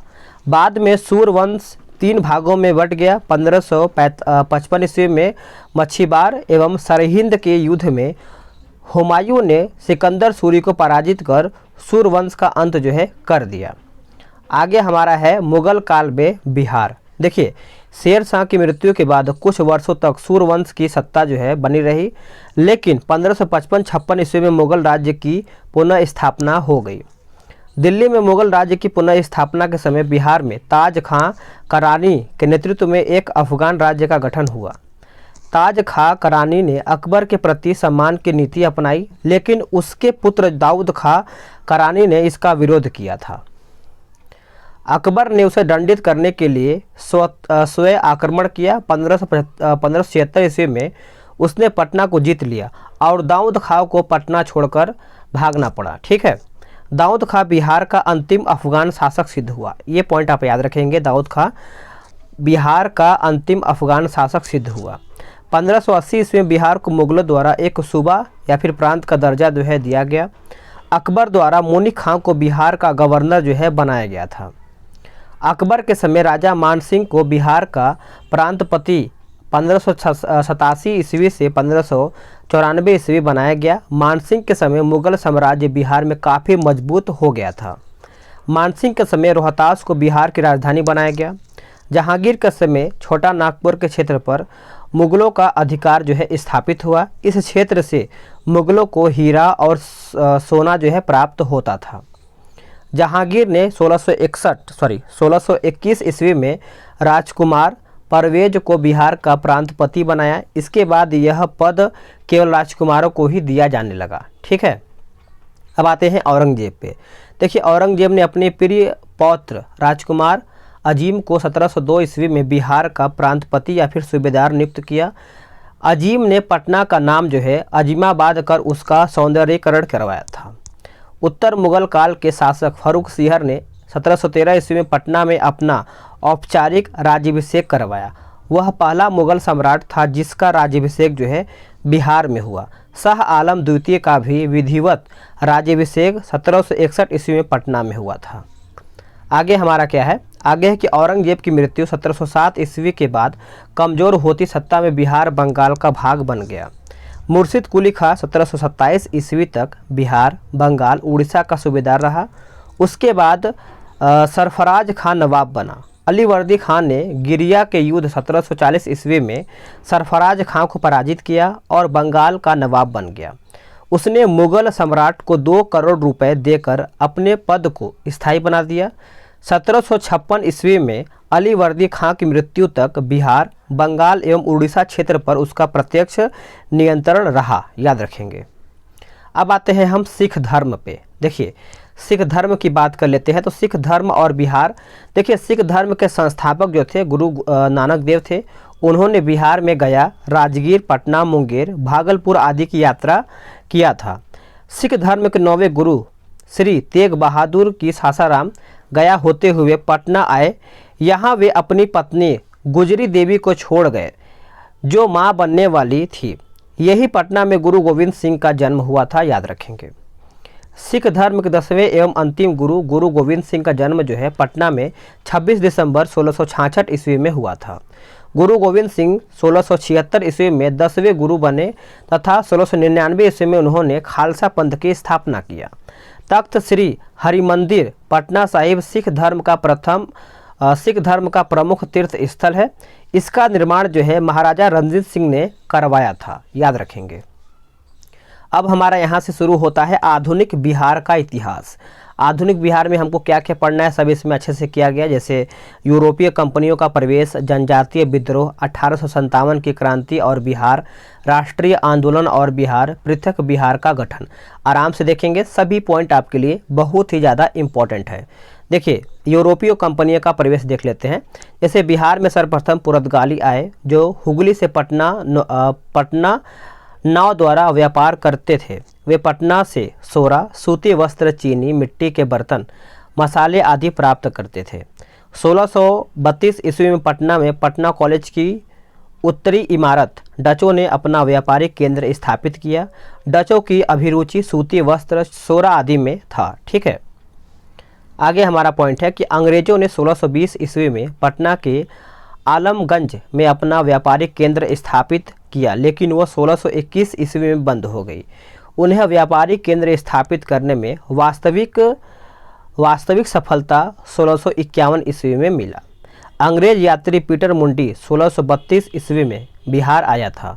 उसने यह व्यापार की संभावनाएं देखी तथा डच कंपनी को व्यापार करते हुए देखा था। अंग्रेजी कंपनी की फैक्ट्री में वर्तमान में गुलजार बाग पटना स्थित गवर्नमेंट प्रिंटिंग प्रेस एवं सर्वे कार्यालय स्थित है। डेनिश कंपनी ने 1774 ईस्वी में पटना सिटी के नेपाली कोठी के समीप अपनी फैक्ट्री जो है स्थापित किया था। मुगल शासक फारूक सियर 1713 से 19 ईस्वी ने 1717 ईस्वी में अंग्रेजों को भारत में कहीं भी व्यापार करने एवं सिक्के प्रयोग करने की मान्यता जो है दे दी। इस घोषणा को ईस्ट इंडिया कंपनी का मैग्ना कार्टा जो है कहा जाता है, मैग्ना कार्टा। बंगाल, बिहार व अंग्रेज, देखिए अंग्रेजी कंपनी को 1717 ईस्वी में व्यापारिक अधिकार प्राप्त हो गया था। दूसरी ओर बंगाल के नवाब अलीवर्दी खां मुगलों से हट करके स्वतंत्र सत्ता चला रहे थे, अतः व्यापारिक हितों के लिए संघर्ष जो है स्वाभाविक था। नोट करेंगे।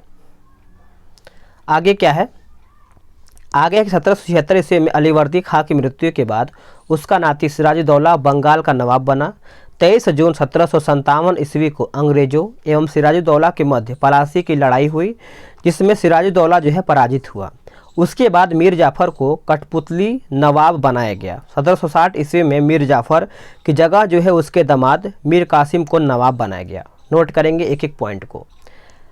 मीर कासिम ने अंग्रेजों के हस्तक्षेप को कम करने के लिए या फिर कम करने के उद्देश्य से अपनी राजधानी जो है मुंगेर स्थानांतरित कर दिया। स्थानीय व्यापारियों पर से करों को समाप्त कर दिया।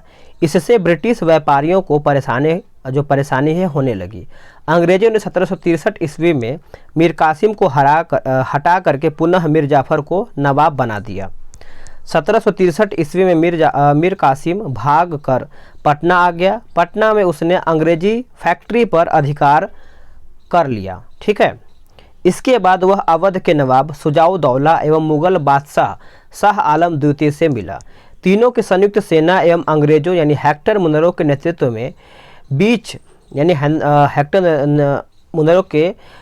में 22 अक्टूबर 1764 ईस्वी को बक्सर का युद्ध हुआ। इस युद्ध में संयुक्त सेना की हार हुई।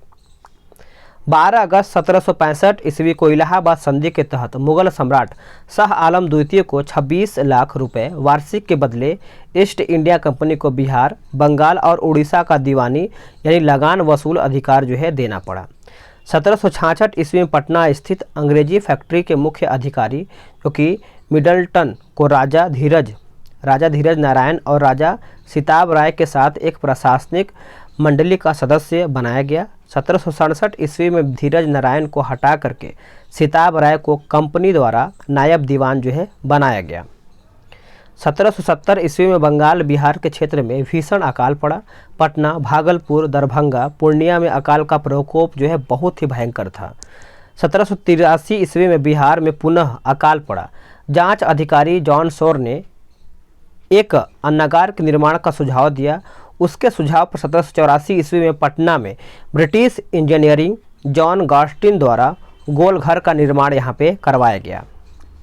आगे है जनजातीय विद्रोह। देखिए, जनजातीय क्षेत्रों में अंग्रेजों के बढ़ते राजनीतिक, आर्थिक एवं धार्मिक हस्तक्षेप के कारण कई जनजातीय विद्रोह हुए। बिहार के प्रमुख जनजातीय विद्रोह जो है निम्नलिखित है, देख लेते हैं। देखिए, अगर हम तमाड़ विद्रोह की बात कर लेते हैं तो 1779, 89, 94 में हुआ है। क्षेत्रफल छोटा नागपुर पतार, नेतृत्व तो इसमें नहीं कोई किया है। चेरो विद्रोह 1800 से लेकर के 1802 पलामू क्षेत्र है, भूषण सिंह नेतृत्व करता। हो विद्रोह 1820-21 और सिंहभूम क्षेत्र है। कोल विद्रोह की बात कर लेते हैं तो 1831 से 32 छोटा नागपुर पठार, नेतृत्व करता जो है आपका बुद्धो भगत। ये सब प्रश्न आपका एग्जाम में आता है। संथाल विद्रोह की बात कर लेते हैं तो 1855 से 56 के बीच में संथाल परगना क्षेत्र है। सिद्धू कान्हू, चांद एवं भैरव हो जाएगा। सरदारी विद्रोह 1858 से 95 छोटा नागपुर पठार सिंहभूम। मुंडा विद्रोह 1895 से 1900 छोटा नागपुर पठार, बिरसा मुंडा यहाँ पे हो जाएगा इसके नेतृत्व करता। वही हम बात कर लेते हैं ताना भगत विद्रोह 1913 से 14, गुमला और जतरा भगत हो जाएगा। संथाल विद्रोह के बारे में समझते हैं, इसका जो समय है 1855-56 हो जाएगा। 1857 ईस्वी की क्रांति से तुरंत पहले यह विद्रोह जो है भागलपुर से राजमहल तक के क्षेत्र में हुआ, जिसे दामन एक कोह के नाम से जाना जाता है। यह जनजातीय शोषण के विरुद्ध प्रथम सशक्त जनजाति विद्रोह था। इस विद्रोह का कारण जो है बाहरी लोगों यानी दिकुओं द्वारा शोषण, मांझी व्यवस्था एवं परहा पंचायत व्यवस्था में परिवर्तन जो है आया था, यानी परिवर्तन आदि था, याद रखेंगे। चलिए आगे देख लेते हैं। आगे हमारा है कि इस विद्रोह का जो नेतृत्व है सिद्धू कान्हू, चांद एवं भैरव ने किया। यह विद्रोह जो है असफल रहा, लेकिन इसके परिणाम जो है स्वरूप संथाल परगना काश्तकारी अधिनियम 1869 संथाल परगना एवं मांझी व्यवस्था को मान्यता दी गई है। मुंडा विद्रोह है दोस्तों 1895 से 1900 ईस्वी। देखिए यह जनजाति विद्रोह में सबसे सशक्त जनजाति विद्रोह था। विद्रोह की व्यापकता के कारण इसे उलगुलान विद्रोह के रूप में भी जाना जाता है। इस विद्रोह का कारण जो है दीफुओं द्वारा शोषण और खुटकटी व्यवस्था में परिवर्तन तथा धार्मिक मामलों में हस्तक्षेप आदि था। इस विद्रोह का नेतृत्व बिरसा मुंडा ने किया था। उन्होंने आनंद पांडे से वैष्णव धर्म की दीक्षा प्राप्त की। उन्होंने स्वयं को सिंह बोंगा का अवतार बताया। उन्होंने आचरण शुद्धता, आत्म सुधार एवं एकेश्वरवाद का उपदेश दिया। आगे है हमारा देख लेते हैं। देखिए इस विद्रोह का तीव्र रूप जो है 1899 ईस्वी में रहा, जब कई स्थानों पर अंग्रेजों को हराया गया था। 3 फरवरी 1900 ईस्वी को बिरसा मुंडा को गिरफ्तार कर लिया। 9 जून 1900 ईस्वी को हैजा के कारण जो है उनकी मृत्यु हो गई। विद्रोह के परिणाम स्वरूप खुटकट्टी व्यवस्था पुनः लागू हो गई। छोटा नागपुर काश्तकारी अधिनियम जो है 1908 में पारित किया गया था। 1857 के पूर्व बिहार में हुए विद्रोह आंदोलन। देखिए बहावी आंदोलन की बात कर लेते हैं। तो बहावी आंदोलन के प्रवर्तक जो है अब्दुल अल बहाव थे। उन्होंने अरब क्षेत्र में इसको प्रारंभ किया था। भारत में इसको सैयद अहमद बरेलवी यानी रायबरेली ने नेतृत्व में प्रदान किया। प्रारंभ में इस विद्रोह का जो उद्देश्य है धार्मिक सुधार था, परंतु बाद में राजनीतिक सुधार एवं आंदोलन के रूप में जो है बदल गया। भारत में इस विद्रोह के 2 केंद्र थे। प्रथम केंद्र सितना जो कि पश्चिमोत्तर सीमा पर, दूसरा तथा केंद्र पटना में था। पटना केंद्र से धन एवं स्वयंसेवकों को सितना भेजा जाता था। सैयद अहमद बरेलवी ने पटना में अपने 4 प्रतिनिधि चुने, इनायत अली और उसके बाद विलायत अली, फरहत अली एवं मोहम्मद हुसैन। बंगाल का फराइजी आंदोलन जो है बहावी आंदोलन से ही प्रेरित था। बहावी आंदोलन के दमन के लिए 1863 ईस्वी में अम्बाला तथा 1865 ईस्वी में पटना अभियान चलाया गया। बहावी नेताओं को कारावास तथा मृत्यु दंड की सजा भी दी गई। अंततः आंदोलन को यहाँ पे दबा दिया गया। आगे है नोनिया विद्रोह 1770 से 1800 ईस्वी। देखिए बिहार के सोरा उत्पादक वर्ग नोनिया द्वारा यह विद्रोह जो है किया गया था। सोरा का उपयोग बारूद बनाने में किया जाता था। बिहार में सोरा उत्पादन मुजफ्फरपुर, सारण, हाजीपुर, पूर्णिया आदि क्षेत्र में होता था। आगे है बिचौलियों कच्चा सोरा ब्रिटिश कारखानों को देते थे तथा मुनाफा स्वयं रख लेते थे। परिणाम स्वरूप नोनिया समुदाय ने गुप्त रूप से सोरा बेचना शुरू कर दिया। अंग्रेजों ने इस पर रोक लगाई, जिसके विरोध में नोनिया समुदाय ने विद्रोह कर दिया। अतः अंग्रेज द्वारा विद्रोह को दबा भी दिया गया। आगे है लोटा विद्रोह 1856। देखिए यह विद्रोह जो है आपका मुजफ्फरपुर जेल के कैदियों द्वारा किया गया था। जेल में कैदियों को पहले पीतल का लोटा दिया जाता था, बाद में सरकार ने मिट्टी का लोटा देने का निर्णय लिया। कैदियों ने इसका कड़ा विरोध किया और 1856 ईस्वी में विद्रोह कर दिया। परिणाम स्वरूप अंग्रेजी सरकार को पुनः कैदियों को पीतल का लोटा जो है देना पड़ा। तो लोटा विद्रोह याद रखेंगे 1856। आगे है कि 1857 की क्रांति और बिहार। देखिए बिहार में 1857 की क्रांति 12 जून 1857 को देवघर जिले के रोहिणी गांव में 32वीं इन्फेंट्री रेजिमेंट के सैनिकों के विद्रोह से हुआ। इस विद्रोह में लेफ्टिनेंट नॉर्मन लेस्ली एवं सर्जन डॉक्टर ग्रांट मारे गए। रोहिणी के विद्रोह को मेजर मैकडोनाल्ड द्वारा दबा दिया गया। विद्रोही सैनिकों को यहाँ पे फांसी दे दी गई। पटना में विद्रोह का नेतृत्व जो है 3 जुलाई को पटना सिटी के पुस्तक विक्रेता पीर अली ने किया। विद्रोह में अफीम एजेंट डॉक्टर आर लायल मारा गया, परंतु कमिश्नर टेलर ने विद्रोह को दबा दिया। पीर अली सहित 17 व्यक्तियों को फांसी दे दी गई थी पीर अली के साथ। 25 जुलाई 1857 को मुजफ्फरपुर में असंतुष्ट सैनिकों ने कुछ अंग्रेज अधिकारियों की हत्या कर दी। उसी दिन दानापुर में 3 रेजिमेंट के सैनिकों ने भी विद्रोह कर दिया। सैनिकों ने शाहाबाद जिले में प्रवेश कर जगदीशपुर के जमींदार बाबू कुंवर सिंह से मिलकर के विद्रोह को प्रारंभ किया। 30 जुलाई को सरकार ने तत्कालीन शरण, तिरहुत, चंपारण और पटना जिलों में सैनिक शासन जो है लागू कर दिया। विद्रोही सैनिकों के एक झुंड ने भागलपुर तथा गया पहुंचकर जेल से 400 कैदियों को यहाँ मुक्त करा दिया। उन्होंने टिकारी राज्य पर हमला कर 10,000 रुपये लूट लिए। जगदीशपुर के जमींदार बाबू कुंवर सिंह ने बिहार में हुए 1857 की क्रांति को नेतृत्व प्रदान किया। उन्हें कमिश्नर टेलर ने पटना में भेंट के लिए निमंत्रण दिया, मगर मौलवी अहमदुल्ला के साथ हुए विश्वासघात को समझते हुए उन्होंने 4000 सैनिकों के साथ जो है विद्रोह प्रारंभ कर दिया था। आगे है, उन्होंने जगदीशपुर में बंदूकें एवं गोला बारूद बनाने का कारखाना जो है स्थापित किया तथा 27 जुलाई 1857 को आरा पर अधिकार कर लिया। आरा में हुए संघर्ष में कैप्टन डनवर मारा गया, लेकिन कुंवर सिंह को आरा छोड़ना पड़ा। वे रीवा और बांदा के रास्ते लखनऊ पहुंचे। उन्हें अवध के शाह ने आजमगढ़ जिला का फरमान दिया। दिसंबर 1857 में कुंवर सिंह ने नाना साहब के साथ मिलकर के कानपुर में अंग्रेजों से युद्ध किया। उन्होंने आजमगढ़ में भी अंग्रेजों को पराजित किया। 23 अप्रैल 1858 को कैप्टन ली ग्रांट के नेतृत्व में आई ब्रिटिश सेना को कुंवर सिंह ने बुरी तरह से पराजित किया। आगे कि शिवराजपुर घाट गंगा नदी पार करने के क्रम में सेनापति डगलस की गोली से कुंवर सिंह का बायां हाथ जो है घायल हो गया। उन्होंने अपना बायां हाथ काट कर गंगा में प्रभावित करते हुए कहा, हे गंगा मैया, मैं अपने प्यारे की यह अंकिंचन भेंट जो है स्वीकार करो। 26 अप्रैल 1858 ईस्वी में कुंवर सिंह की मृत्यु जो है हो गई। कुंवर सिंह की मृत्यु के बाद उनके छोटे भाई अमर सिंह ने आंदोलन का नेतृत्व जो है संभाला, जबकि दूसरे भाई हरिकिशन सिंह ने उनको पूर्ण सहयोग दिया।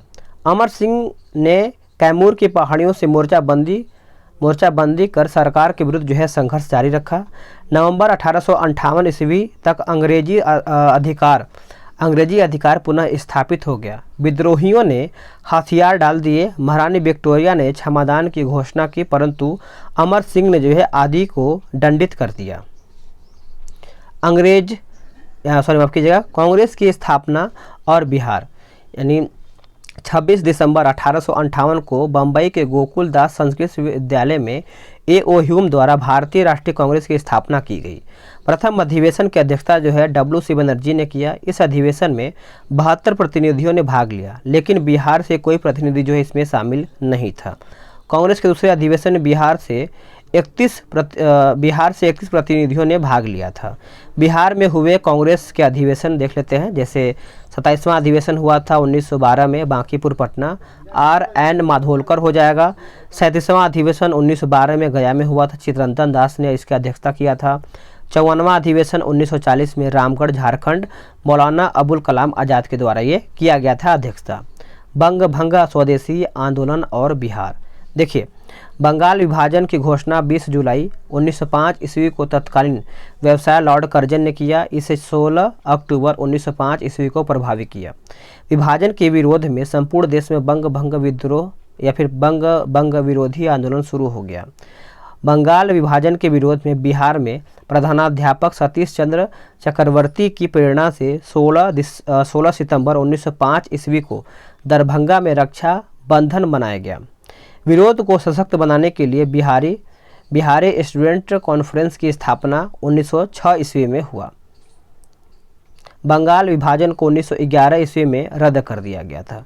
मुजफ्फरपुर कांड 1908। देखिए मुजफ्फरपुर में 30 अप्रैल 1908 ईस्वी को खुदीराम बोस और प्रफुल्ल चंद्र चाकी ने जज किंग्सफोर्ड की हत्या का प्रयास किया। उन्होंने गाड़ी पर बम फेंका, लेकिन गाड़ी में प्रिंसले कैनेडी की पत्नी और पुत्री थी। बम कांड में उनकी मृत्यु जो है हो गई।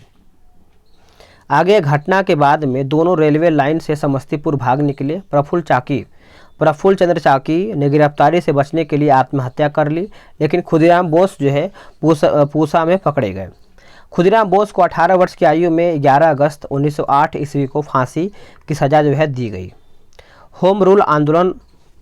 देखिए 1916 ईस्वी में एनी बेसेंट के नेतृत्व में मद्रास तथा बाल गंगाधर तिलक के नेतृत्व में पूना में होम रूल लीग की स्थापना हुई। बिहार में 16 दिसंबर 1916 ईस्वी को मौलाना मजहरुल हक की अध्यक्षता में होम रूल लीग की शाखा की स्थापना हुई। खां बहादुर, सरफराज हुसैन खां एवं राय बहादुर पूर्णेंदु नारायण सिन्हा उपाध्यक्ष तथा चंद्रवंशी सहाय एवं वैद्यनाथ नारायण सिंह जो है सचिव बनाए गए, याद रखेंगे। श्रीमती एनी बेसेंट पहली बार 18 अप्रैल 1918 एवं दूसरी बार 25 जुलाई 1918 को पटना आई। उन्होंने होम रूल के विचारों से सबको अवगत कराया। इस आंदोलन का जो उद्देश्य है ब्रिटिश साम्राज्य के अधीन रहते हुए संवैधानिक तरीके से स्वशासन प्राप्त करना था, याद रखेंगे सभी लोग। आगे हमारा है चंपारण सत्याग्रह 1917। देखिए चंपारण में किसानों के लिए 3 कट्ठिया प्रणाली प्रचलित थी। इसके तहत किसानों को प्रत्येक 20 कट्ठे में से 3 कट्ठे में नील की खेती जो है करना अनिवार्य था। इस व्यवस्था के प्रति किसानों को काफ़ी आक्रोश था, क्योंकि नील की फसल भूमि को बंजर बना रही थी, वही आर्थिक रूप से शोषण भी कर रही थी। 1916 ईस्वी में कांग्रेस के लखनऊ अधिवेशन में मुरली भरहवा गांव के राजकुमार शुक्ल ने इस समस्या पर कांग्रेस नेतृत्व का ध्यान आकृष्ट किया और ब्रज किशोर प्रसाद ने एक प्रस्ताव पेश किया। राजकुमार शुक्ल ने महात्मा गांधी जी को बिहार आकर किसानों की समस्या सुनने के लिए आमंत्रित किया। गांधी जी कलकत्ता से 10 अप्रैल 1917 ईस्वी को पटना पहुँचे तथा 15 अप्रैल 1917 ईस्वी को वे चंपारण यानी मोतिहारी पहुँचे। उन्होंने प्लास्टर्स एसोसिएशन के सचिव J.M. विल्सन से जांच कार्य में सहयोग करने का अनुरोध किया। चंपारण के जिला मजिस्ट्रेट W.J. हार्डकॉक ने 16 अप्रैल 1917 ईस्वी को गांधी जी के चंपारण छोड़ने संबंधित अधिसूचना जारी किया।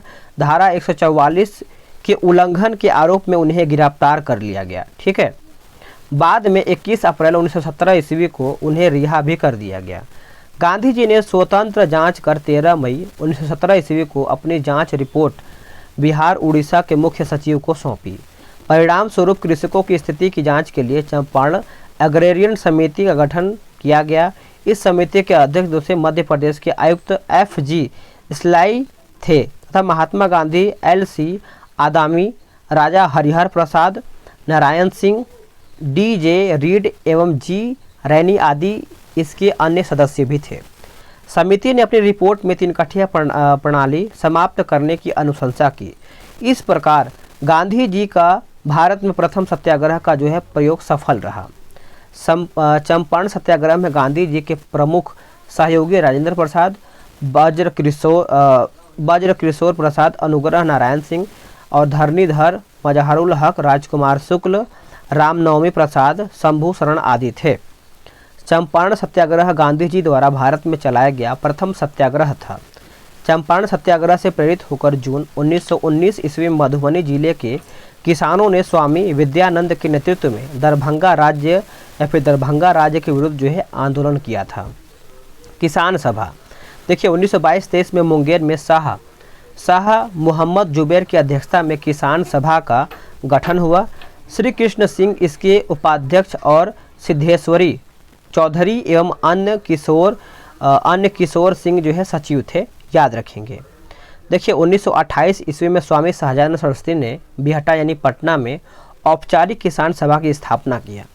नवंबर 1929 ईस्वी में सोनपुर मेले में स्वामी सहजानंद सरस्वती की अध्यक्षता में विधिवत प्रांतीय किसान सभा की स्थापना की। इसके सचिव श्री कृष्ण सिंह थे। बिहार किसान आंदोलन में कार्यानंद शर्मा, राहुल सांस्कृतायन, पंचानन शर्मा, यदुनंदन शर्मा आदि नेता इसमें शामिल थे। बिहार प्रांतीय किसान सभा का दूसरा अधिवेशन जो है पुरुषोत्तम दास टंडन की अध्यक्षता में 1934 ईस्वी में हुआ। तीसरा अधिवेशन जो है स्वामी सहजानंद सरस्वती की अध्यक्षता में 1935 ईस्वी में हाजीपुर में हुआ। नवंबर 1936 में कार्यानंद शर्मा के नेतृत्व में मुंगेर के बहड़िया ताल में बिहार प्रांतीय किसान सभा ने जमींदारी उत्पीड़न के विरुद्ध जो है संघर्ष किया। 11 अप्रैल 1936 ईस्वी को लखनऊ में स्वामी सहजानंद की अध्यक्षता में अखिल भारतीय किसान सभा का गठन जो है हुआ। इसके सचिव कौन थे? NG रंगा थे। NG रंगा याद रखेंगे। किसान सभा का मुख्य उद्देश्य किसानों की समस्या को राष्ट्रीय स्तर पर लाना, उसका समाधान करना था। बिहार प्रांतीय किसान सभा सम्मेलन देखिए, प्रथम सोनपुर में वर्ष 1929, अध्यक्षता जो है स्वामी सहजानंद सरस्वती। दूसरा आपका हुआ था गया 1934 में पुरुषोत्तम दास टंडन। तृतीय जो हुआ था हाजीपुर में 1935 में स्वामी सहजानंद सरस्वती हो जाएगा।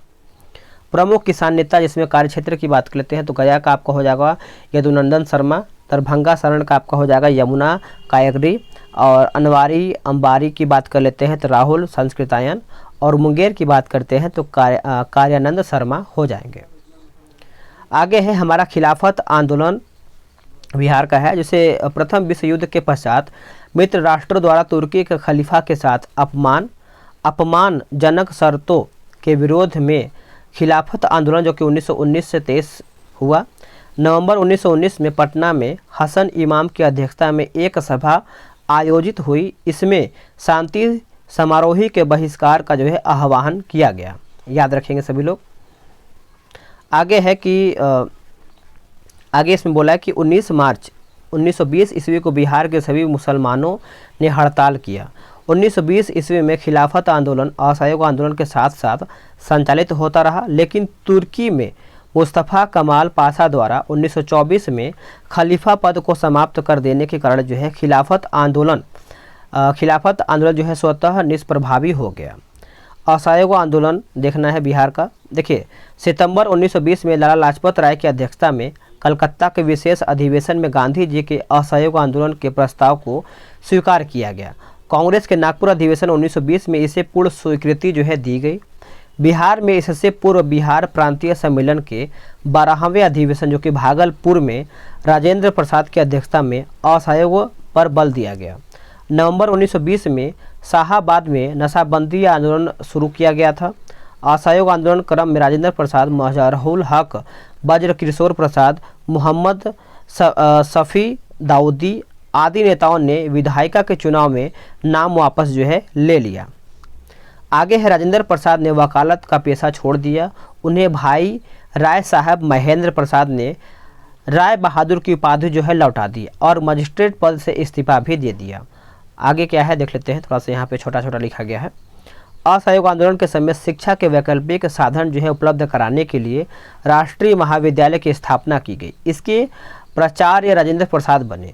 राष्ट्रीय महाविद्यालय के प्रांगण में बिहार विद्यापीठ का उद्घाटन जो है 6 फरवरी 1921 को गांधी जी द्वारा किया गया। मजहरुल हक इसके कुलाधिपति और वज्र किशोर प्रसाद जो है कुलपति बने। असहयोग आंदोलन के दौरान मजहरुल हक ने दीघा के पास जो है मित्र खेरू मियाँ से दान में प्राप्त भूमि पर सदाकत आश्रम का जो है स्थापना किया। आगे है 30 सितंबर 1921 ईस्वी को मजहरुल हक ने सदाकत आश्रम से द मदरलैंड नामक एक अखबार निकाला प्रारंभ किया गया, जिसने राष्ट्रीय भावना का प्रचार प्रसार किया। 22 दिसंबर 1921 को युवराज सिंह ऑफ वेल्स का पटना आगमन हुआ। उस दिन पटना शहर में हड़ताल आयोजित जो है किया गया। 5 फरवरी 1922 ईस्वी को चौरी चौरा की घटना के बाद गांधी जी द्वारा 12 फरवरी 1922 को असहयोग आंदोलन जो है स्थगित कर दिया गया। ब्रिटिश सरकार से असहयोग के लिए मौलाना सज्जाद द्वारा इमारत-ए-शरिया संस्था का गठन जो है फुलवारी में किया गया। इसको आप अच्छे से याद रखेंगे।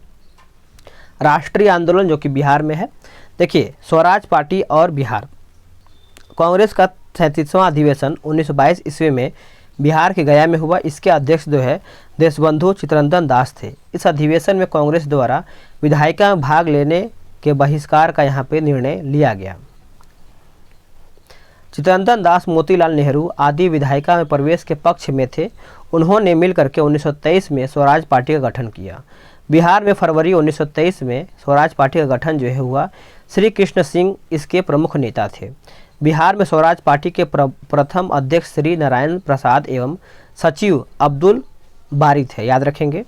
साइमन कमीशन, देखिए साइमन कमीशन में एक भी भारतीय सदस्य नहीं होने के कारण जो है भारत में इसके आगमन पर विरोध का निर्णय लिया गया। 1928 में साइमन कमीशन का भारत में आगमन हुआ। यह आयोग भारत में माउंटेग्यू चेम्सफोर्ड सुधार 1919 की जांच के उद्देश्य से आया था। राष्ट्रीय स्तर पर लाला लाजपत राय के नेतृत्व में विरोध प्रदर्शन किया गया। बिहार में साइमन कमीशन 12 दिसंबर 1928 को पटना आया। अनुग्रह नारायण सिंह नेतृत्व में बिहार के नौजवानों के विरोध प्रदर्शन किया। बिहार सोशलिस्ट पार्टी, देखिए 1931 में गंगा शरण सिन्हा, रामानंद मिश्रा, रामवृक्ष बेनीपुरी आदि ने बिहार सोशलिस्ट पार्टी नामक संगठन स्थापित किया।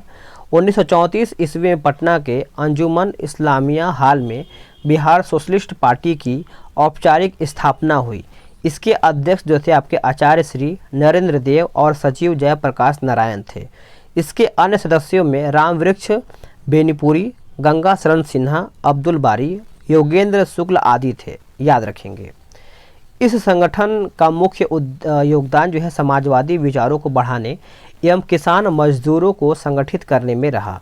सविनय अवज्ञा आंदोलन बिहार में, जैसे कांग्रेस के लाहौर अधिवेशन 1929 ईस्वी में पूर्ण स्वराज के साथ सविनय अवज्ञा आंदोलन का जो है प्रस्ताव पारित हुआ। प्रस्ताव के अनुरूप 26 जनवरी 1930 को बिहार सहित जो है संपूर्ण भारत में स्वाधीनता दिवस जो है उत्साह पूर्वक मनाया गया। गांधी जी ने 12 मार्च 1930 को दांडी यात्रा आरंभ किया। 6 अप्रैल 1930 ईस्वी को दांडी में नमक कानून का उल्लंघन कर सत्याग्रह आरंभ किया गया। बिहार में नमक सत्याग्रह का आरंभ जो है 15 अप्रैल को चंपारण और सारण जिला में नमकीन मिट्टी से नमक बनाकर किया गया। आगे है सविनय अवज्ञा आंदोलन के दौरान बिहार में विदेशी वस्त्रों एवं शराब की दुकानों का विरोध किया गया। मई 1930 ईस्वी में स्वदेशी लीग की स्थापना हुई, जिसके अध्यक्ष जो थे सर अली इमाम। इस आंदोलन के दौरान जो है छपरा जेल के कैदियों ने विदेशी वस्त्रों का बहिष्कार किया और नंगी हड़ताल भी शुरू किया। सविनय अवज्ञा आंदोलन के दौरान बिहार में चौकीदारी कर बंद करने के लिए आंदोलन चलाया गया। सारण, चंपारण, शाहाबाद, पूर्णिया, मुंगेर, पटना आदि में चौकीदारी कर बंद कर दिया गया। 30 जून 1930 को कांग्रेस के अवैध संगठन घोषित कर दिया गया। 5 जुलाई को राजेंद्र प्रसाद को गिरफ्तार कर 6 माह की कैद यानी 6 महीने के कैद की सज़ा यहाँ पे सुनाई गई। गिरफ्तारी के बाद राजेंद्र प्रसाद ने भागलपुर के दीनपनाह सिंह को अपना उत्तराधिकारी जो है मनोनीत किया। गांधी जी द्वारा आंदोलन को स्थगित करने तक बिहार में आंदोलन जो है काफ़ी सक्रिय रहा। बिहार विधानसभा चुनाव 1937, देखिए जनवरी 1937 में बिहार विधानसभा हेतु चुनाव हुए। चुनावों में 152 स्थानों में 107 पर कांग्रेस ने चुनाव लड़ा और 98 स्थानों पर विजयी हुआ। कांग्रेस को बिहार में पूर्ण बहुमत मिल गया। विधान परिषद में भी कांग्रेस को बहुमत मिला। तत्कालीन राज्यपाल M.G. हैलेट ने कांग्रेस विधायक दल के नेता श्री कृष्ण सिंह को सरकार बनाने का निमंत्रण दिया। राज्यपाल द्वारा वैधानिक कार्यों में हस्तक्षेप नहीं करने के आश्वासन नहीं देने पर श्री कृष्ण सिंह ने सरकार बनाने से इनकार कर दिया। इसके उपरांत राज्यपाल ने दूसरी बड़ी पार्टी इंडिपेंडेंस पार्टी के नेता मोहम्मद यूनुस को सरकार बनाने के लिए आमंत्रित किया। आगे हमारा है कि मोहम्मद यूनुस के नेतृत्व में बिहार में पहला अंतरिम मंत्रिमंडल 1 अप्रैल 1937 को गठित हुआ। मोहम्मद यूनुस इस प्रकार बिहार के प्रथम भारतीय मुख्यमंत्री, तब मुख्यमंत्री को प्रधानमंत्री भी कहा जाता था, ठीक है, याद रखेंगे। कांग्रेस द्वारा सरकार बनने के निर्णय के बाद मोहम्मद यूनुस ने अंतरिम मंत्रिमंडल से त्यागपत्र दे दिया। 20 जुलाई 1937 ईस्वी को श्री कृष्ण सिंह के नेतृत्व में बिहार में प्रथम कांग्रेस मंत्रिमंडल का गठन हुआ। श्री कृष्ण सिंह बिहार के प्रथम कांग्रेसी मुख्यमंत्री बने। रामदयालु सिंह बिहार विधानसभा के अध्यक्ष तथा प्रोफेसर अब्दुल बारी बिहार विधानसभा के उपाध्यक्ष निर्वाचित हुए। द्वितीय विश्व युद्ध में भारत को शामिल करने के विरोध में बिहार में श्री कृष्ण सिंह ने 31 अक्टूबर 1939 को त्यागपत्र दे दिया। भारत छोड़ो आंदोलन, देखिए क्रिप्स मिशन की असफलता के बाद राष्ट्रीय स्तर पर 8 अगस्त 1942 ईस्वी को कांग्रेस द्वारा भारत छोड़ो आंदोलन प्रारंभ किया गया। गांधी जी ने करो या मरो का नारा दिया। 9 अगस्त को कांग्रेस के प्रमुख नेताओं को गिरफ्तार कर लिया गया। बिहार में राजेंद्र प्रसाद को गिरफ्तार कर बांकीपुर जेल में भेज दिया गया। बलदेव सहाय ने अंग्रेजों द्वारा कांग्रेस के प्रमुख नेताओं की गिरफ्तारी के विरोध में महाधिवक्ता के पद से इस्तीफा दे दिया। 11 अगस्त 1942 ईस्वी को बिहार के विद्यार्थियों ने सचिवालय भवन के सामने जुलूस के साथ मुख्य इमारत पर झंडा फहराने का प्रयास किया। पटना के तत्कालीन जिलाधिकारी WG आर्चर के आदेश पर पुलिस ने गोलियां चलाई। 7 छात्र गोली कांड में शहीद हो गए तथा अनेक छात्र गंभीर रूप से घायल हो गए। उमाकांत सिन्हा, रामानंद सिन्हा, सतीश प्रसाद झा, राजेंद्र सिंह और राम गोविंद सिंह, देवी पद चौधरी एवं जगपति कुमार इस गोलीकांड में शहीद हुए थे। और स्वतंत्र प्राप्ति के पास सचिवालय के सामने 7 शहीद स्मारक स्थापित किया गया है। इसका शिलान्यास बिहार के प्रथम राज्यपाल जय रामदास दौलत राम ने किया, जबकि औपचारिक अनावरण देश के प्रथम राष्ट्रपति राजेंद्र प्रसाद ने 1956 में किया था, याद रखेंगे। चलिए आगे देख लेते हैं। आगे है कि 12 अगस्त 1942 को सचिवालय गोलीकांड के विरोध में पटना में पूर्ण हड़ताल रही। भारत छोड़ो आंदोलन के दौरान नेपाल में आज़ाद दस्ता का अखिल भारतीय केंद्र संगठित हुआ। इसका गठन सरकार के विरुद्ध तोड़फोड़ की कार्यवाही, संचार साधनों को नष्ट करने आदि के उद्देश्य से किया गया। आज़ाद दस्ता संस्थापक जयप्रकाश नारायण थे। उन्होंने गिरफ्तार कर हाजीबाग जेल में रखा गया था। 9 नवंबर 1942 को दीपावली की रात में वे अपने 5 साथियों, जिसमें से रामानंद मिश्र, सूरज नारायण सिंह, योगेंद्र शुक्ल, गुलाबी सोनार और शालीग्राम सिंह के साथ जेल की दीवार फांदकर भाग निकले और आज़ाद दास्ता का गठन किया। नेपाल में आज़ाद दास्ता का प्रशिक्षण शिविर राजविलास जंगल में गठित हुआ। इसमें बिहार के युवाओं को छापामार युद्ध एवं अग्नि अस्त्रों को चलाने की शिक्षा दी गई। इसके निर्देशक सरदार नित्यानंद सिंह थे। आज़ाद दस्ता में जयप्रकाश नारायण के साथ राम मनोहर लोहिया, अरुणा आसफ अली, सूरज नारायण सिंह, योगेंद्र शुक्ल, राम नंदन मिश्रा, अच्युत पतवर्धन आदि समाजवादी नेता इसमें शामिल थे। आज़ाद दस्ता के रेडियो प्रचार का दायित्व राम मनोहर लोहिया पर था, याद रखेंगे। आगे है 1943 ईस्वी में मध्य तक सभी प्रमुख नेताओं को गिरफ्तार कर लिया गया। अतः आज़ाद दास्ता का प्रयास शिथिल पड़ गया था। भारत छोड़ो आंदोलन के दौरान बिहार के छात्रों ने ट्रेन पर कब्जा कर लिया। स्वराज ट्रेन नाम से चलता था उस टाइम। सिवान में थाने पर राष्ट्रीय झंडा फहराने की कोशिश में फुलेरा प्रसाद श्रीवास्तव पुलिस की गोलियों के शिकार हो गए थे उस टाइम। भारत छोड़ो आंदोलन में बिहार का मुख्य केंद्र गांधी मैदान था। 1942 ईस्वी में इसका नाम पटना लॉन्ज था। बाद में 1948 में इसका नाम गांधी मैदान रखा गया। भारत छोड़ो आंदोलन में बिहार में 15,000 से अधिक व्यक्ति बंदी बनाए गए और 8783 को सजा हुई, 134 शहीद हुए और 362 इसमें व्यक्ति घायल हुए थे। पृथक बिहार राज्य का गठन, देखिए पृथक बिहार राज्य के गठन का श्रेय सच्चिदानंद सिन्हा को जाता है। उन्होंने महेश नारायण, श्री कृष्ण सहाय एवं नंद किशोर लाल के साथ मिलकर के 1894 में पटना से बिहार टाइम्स बिहारी समाचार पत्र निकालना प्रारंभ किया था।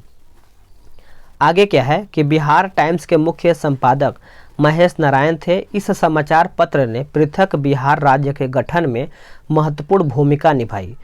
1908 ईस्वी में बिहार प्रदेश कांग्रेस कमेटी का गठन हुआ। बिहार प्रदेश कांग्रेस कमेटी के प्रथम अध्यक्ष कौन थे? तो हसन इमाम थे। बिहार प्रादेशिक सम्मेलन का जो प्रथम अधिवेशन 1908 में पटना में हुआ, इसमें पृथक बिहार के निर्माण की मांग को सर्वसम्मति से पारित किया गया। इसका दूसरा अधिवेशन जो है 1909 ईस्वी में भागलपुर में हुआ। इसमें पुनः पृथक बिहार की मांग जो है दोहराई गई। 1911 ईस्वी में केंद्रीय विधान परिषद में सच्चिदानंद सिन्हा और मोहम्मद अली ने बंगाल एवं बिहार के विभाजन का प्रस्ताव जो है पेश किया। 12 दिसंबर 1911 ईस्वी में दिल्ली में आयोजित शाही दरबार में बिहार और उड़ीसा के क्षेत्र को बंगाल से पृथक कर एक नए प्रांत के रूप में गठन की घोषणा की गई। आधुनिक बिहार से जुड़े अन्य तथ्य देखिए, 1937 ईस्वी में मोहम्मद अली जिन्ना ने बिहार का भ्रमण कर मुस्लिम लीग का प्रचार प्रसार किया। 1938 में अब्दुल कयूम अंसारी ने मोमिन कांग्रेस की स्थापना की। उन्होंने कांग्रेस के प्रति स्वामी भक्त रहते हुए बिहार में मुस्लिम लीग के प्रभाव को कम करने का प्रयास किया। 1938 ईस्वी में आदिवासी महासभा का गठन हुआ। इसके अध्यक्ष जो थे थियोडोर सोरिन थे। कालांतर में इसके प्रभावशाली नेता राम जयपाल सिंह हुए। बिहार में स्वतंत्र आंदोलन के क्रम में बिहार की महिलाओं ने बढ़ चढ़ करके भाग लिया।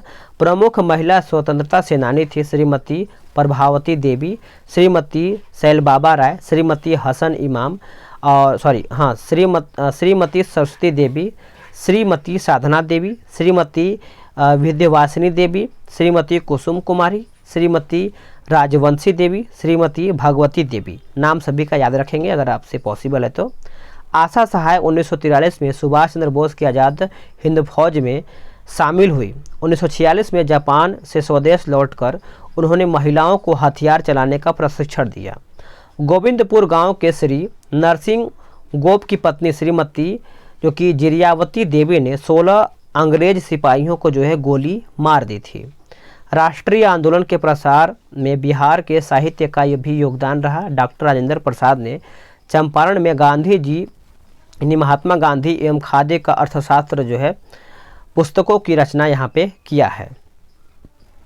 आगे है कि पंडित जगन्नाथ प्रसाद चतुर्वेदी ने भारत की वर्तमान दशा तथा स्वदेशी आंदोलन जो है पुस्तक की रचना किया। राजा साहब ने गांधी टोपी की रचना किया।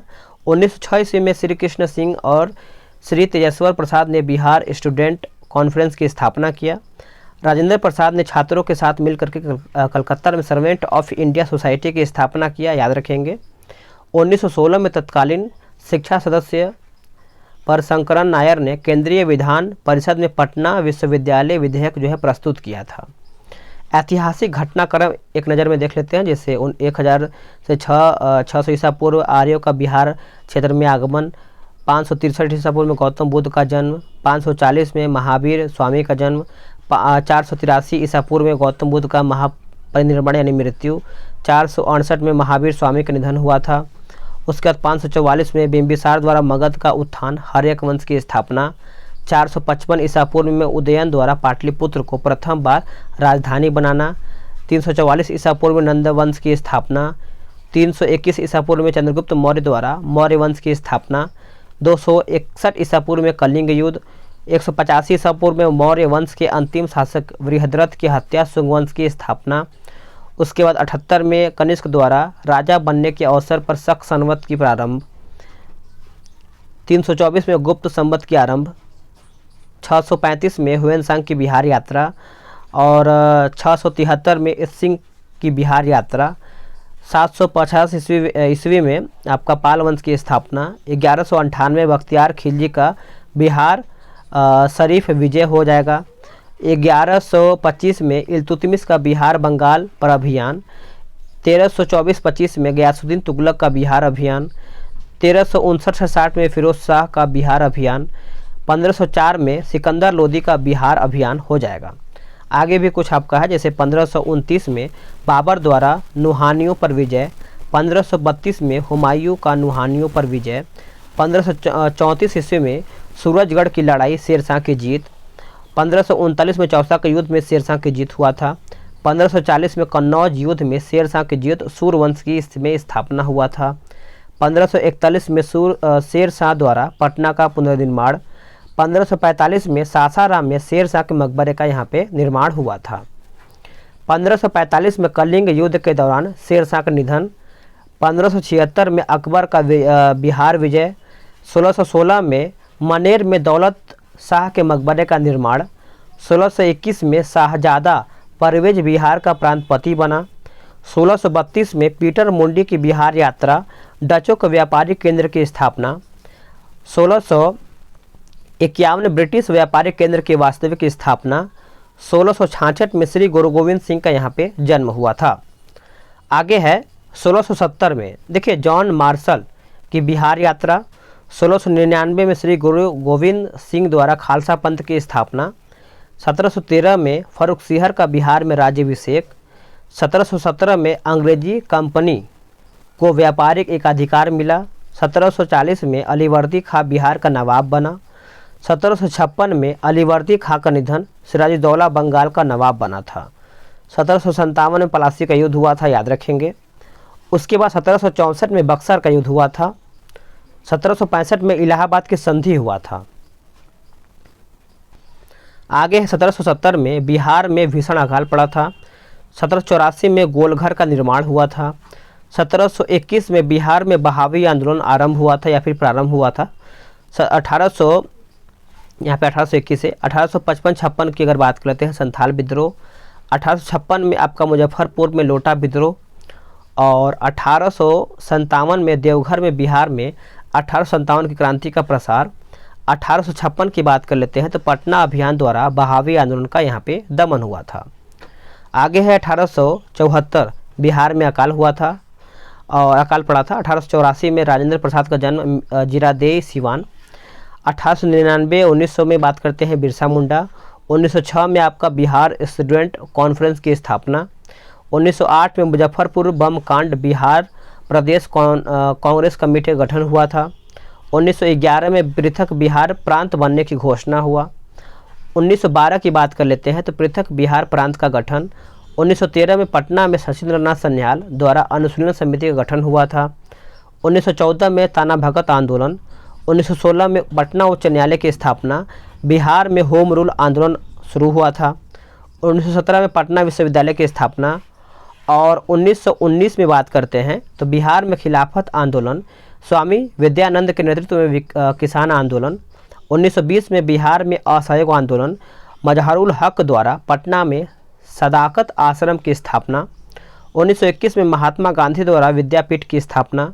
1923 में बिहार में स्वराज दल का गठन।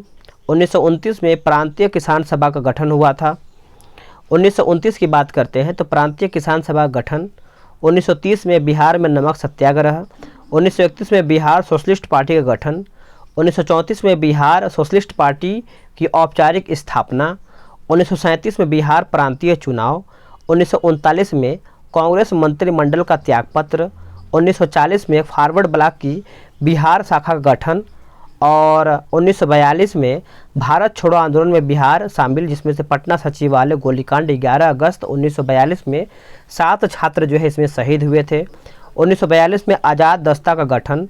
1946 में श्री कृष्ण सिंह के नेतृत्व में अंतरिम सरकार का गठन और 1947 में 15 अगस्त 1947 को भारत औपचारिक शासन से स्वतंत्र हुआ।